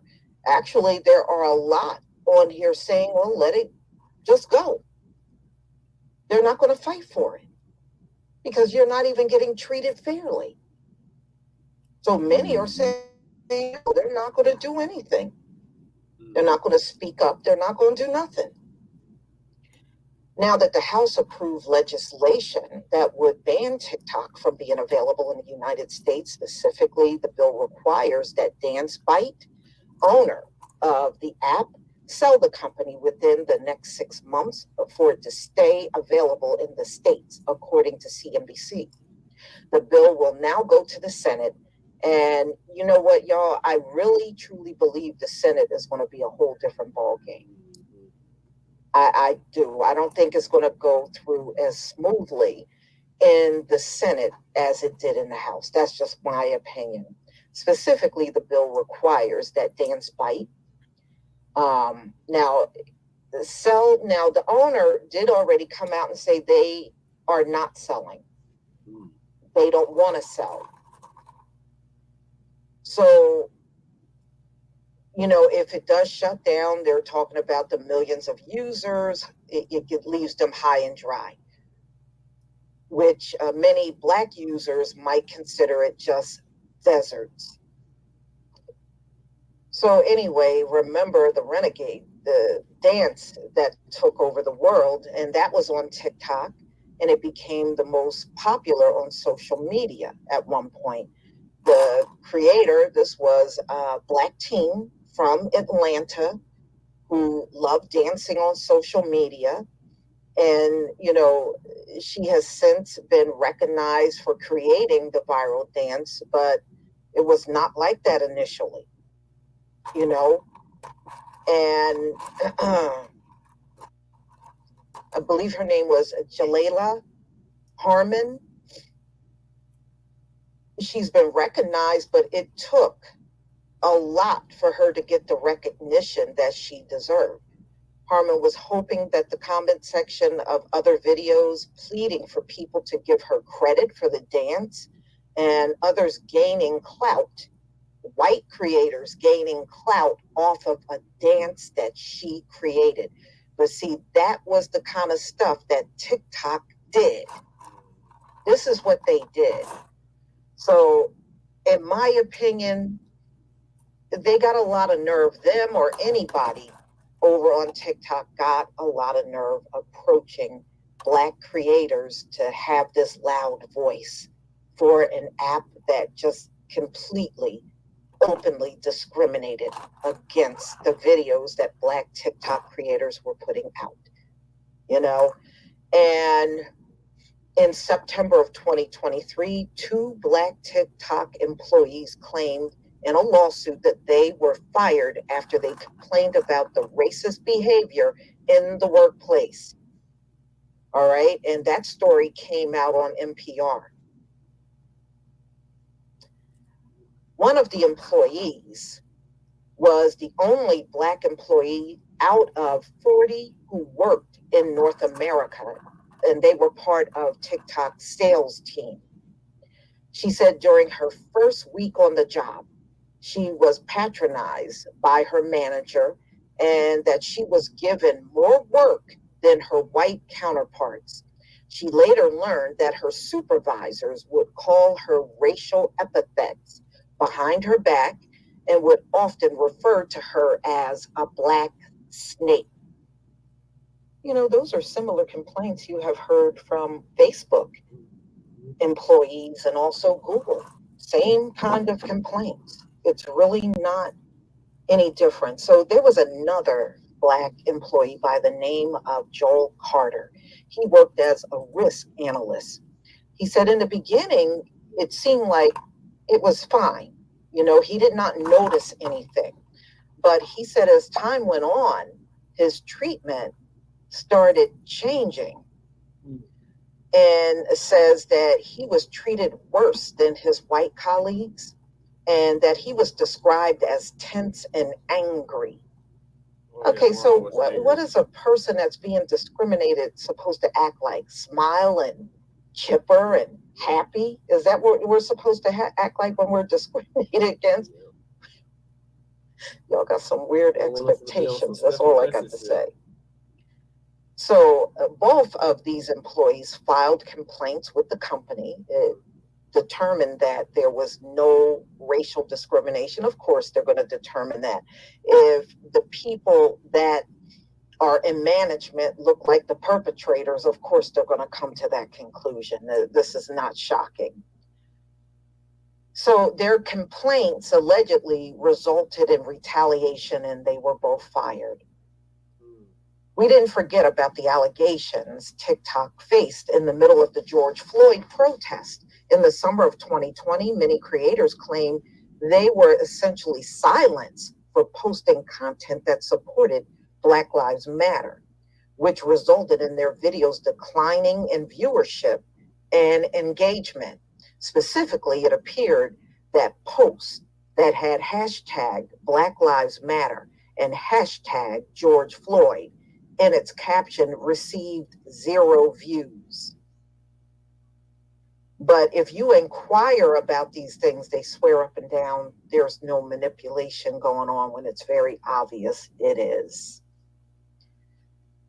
In May of 2020, Black TikTok engaged in a blackout in which users peacefully protested the censorship and racism of Black creators on the app.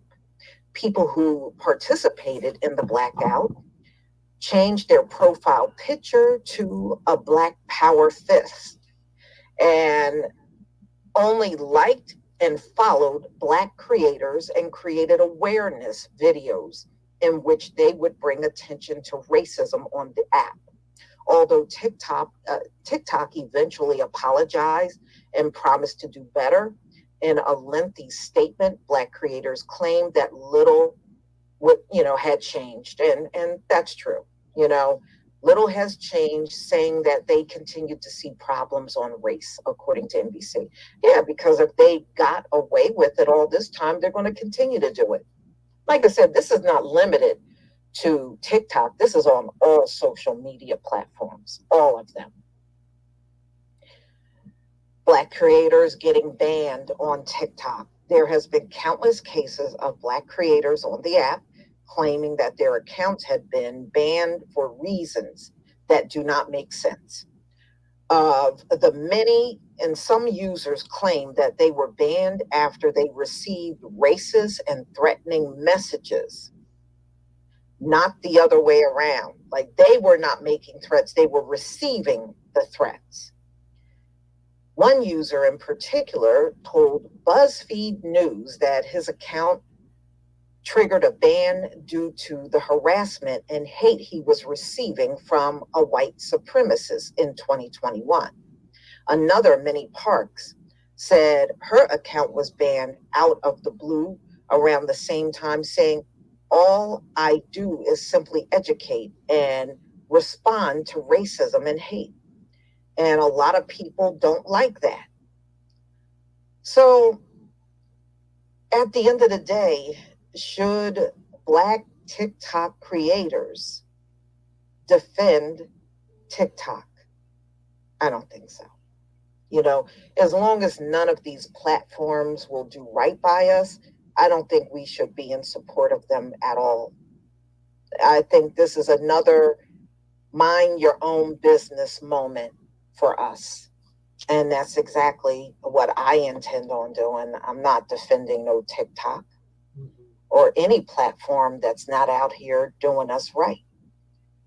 So y'all, tell me what you think about this video. Please leave your comment and subscribe. Don't forget to hit on the notification bell, and I'll see you on the next video. All right, y'all. What are y'all thoughts on Lisa just laid out about that she's right in everything that she said. Mm-hmm. Okay, Lady Chill, what are your thoughts? Well, I think that it's propaganda. I don't think that they should cut that off, because people do make money off of that.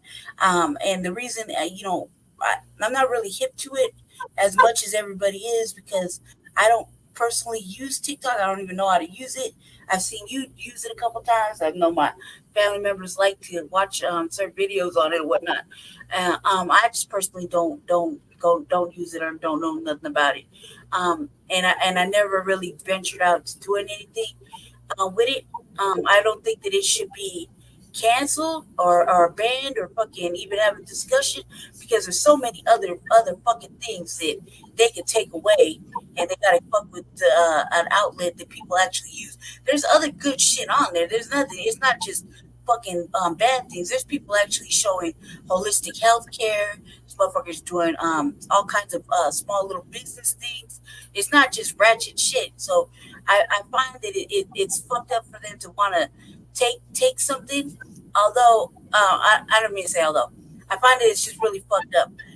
The other thing is that is it because the government ain't getting their kickbacks? Because when they get their funding, they seem to leave shit alone. They look the other way, and now they're not looking the other way because of what? Is it a political situation?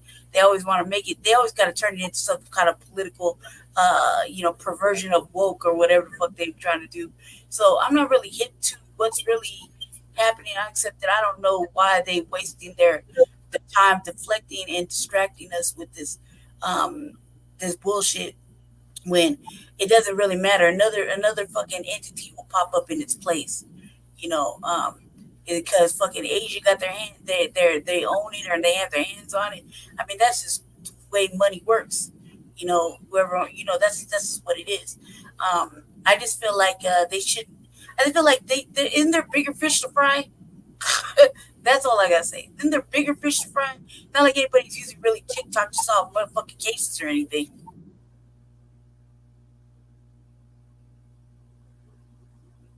I mean, don't they got other shit to worry about? I mean, we didn't even talk about the fucking 2 sexual acts in the motherfucking House of Congress or House of fucking in the White House, wherever the fuck that happened. You know what I mean? There's other shit to really focus on versus TikTok and the fucking fear mongering that they got with China and whatever else fucking bullshit they want to propagate to us. You know what I mean? And just because the small little fucking 1/3 that of black people that actually kind of use it or enjoy it, they don't want you to see it or have it. I mean, this kind of seems kind of shitty and one-sided.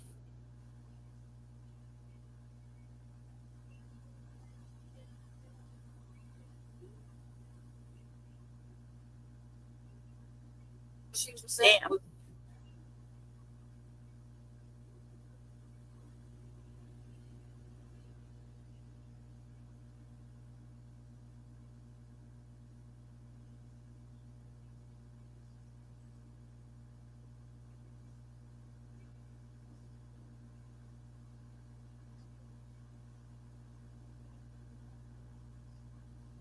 Did we lose everybody? Jesse, Shabaka. Yeah, I'm here. Yes, sir. Mm-hmm. What y'all doing that you couldn't respond to that? I fell asleep. At least you're honest, Shabaka. Go ahead. Your closing statement, sir. No, it's that trip that just got to me. You know what I'm saying? Yeah. Rested up to my up there running, boy. I'm up there running from Jesse. Snow. Lady Shay. All right, man. Y'all give your closing statement so that I can release myself because I don't know when the internet's gonna get shut off and y'all just taking naps. Okay. And my closing statement. Keep donating to this podcast. You know what I'm saying? $2, $3, $1 million if you can, is because we have put a lot of work with combined efforts. For 10 years, almost 11 years going on, and we've been pretty much paying for it out of our pocket. And so we're asking for people to help us. You know what I'm saying? Definitely check out Shabaka's Black Experience Enhanced on Blog Talk Radio every Tuesday night, 6 p.m. in the Pacific, 9 p.m. in the East. The number is 516-418-5996. Okay. And please call in with your question, comments, and concerns. And, we invite people to fill our chat room up, with all their hate mail and what have you. And whatnot. We read all the insults, prepackaged bullshit that they come to us with. And it's a very, very exhilarating experience over there at Shabaka's Black Experience. So, ladies and gentlemen, I got to sign off from Sin City. Thank you, Shabaka. Good night. All right. Okay. I'll talk to you. Okay, Shabaka. All right, I'm going to end it here because I'm dozing off too. So. All right. Thank you, Jess. Yes. So thank you for tuning in to season 3, episode 50, part 2 of the Frontline Black News. We'll be back later on for part 3 after City Council. Stay tuned for that. In the meantime, make sure you like and subscribe to all of our platforms. Frontline Black News, The Revolutionary Agenda on YouTube and Facebook. And Shabaka's Black Experience Enhanced on YouTube, on Facebook and Twitter now X. So the topics we didn't get to were U.S. court sides with Apple, Tesla, Dell, and other big tech companies over child labor in Africa. And if we have time, Candace Owens shifts focus to celebrity news. So we'll be discussing that on part 3. So we'll see y'all then. Appreciate everybody that tapped in, Twin. So you got Bard, Michael, and whoever else is tuning in that we didn't know about. So, did you have anything to close us out with, Lady Chan? No, thank you for having me. Thank you. Everybody stay black, stay dangerous, stay aware, and have a good evening. And look forward to possibly tomorrow and everything else. I'll talk to you tomorrow or later on, Jesse. Okay. Stay black, stay dangerous. Everybody have a good morning. Peace. All right, peace.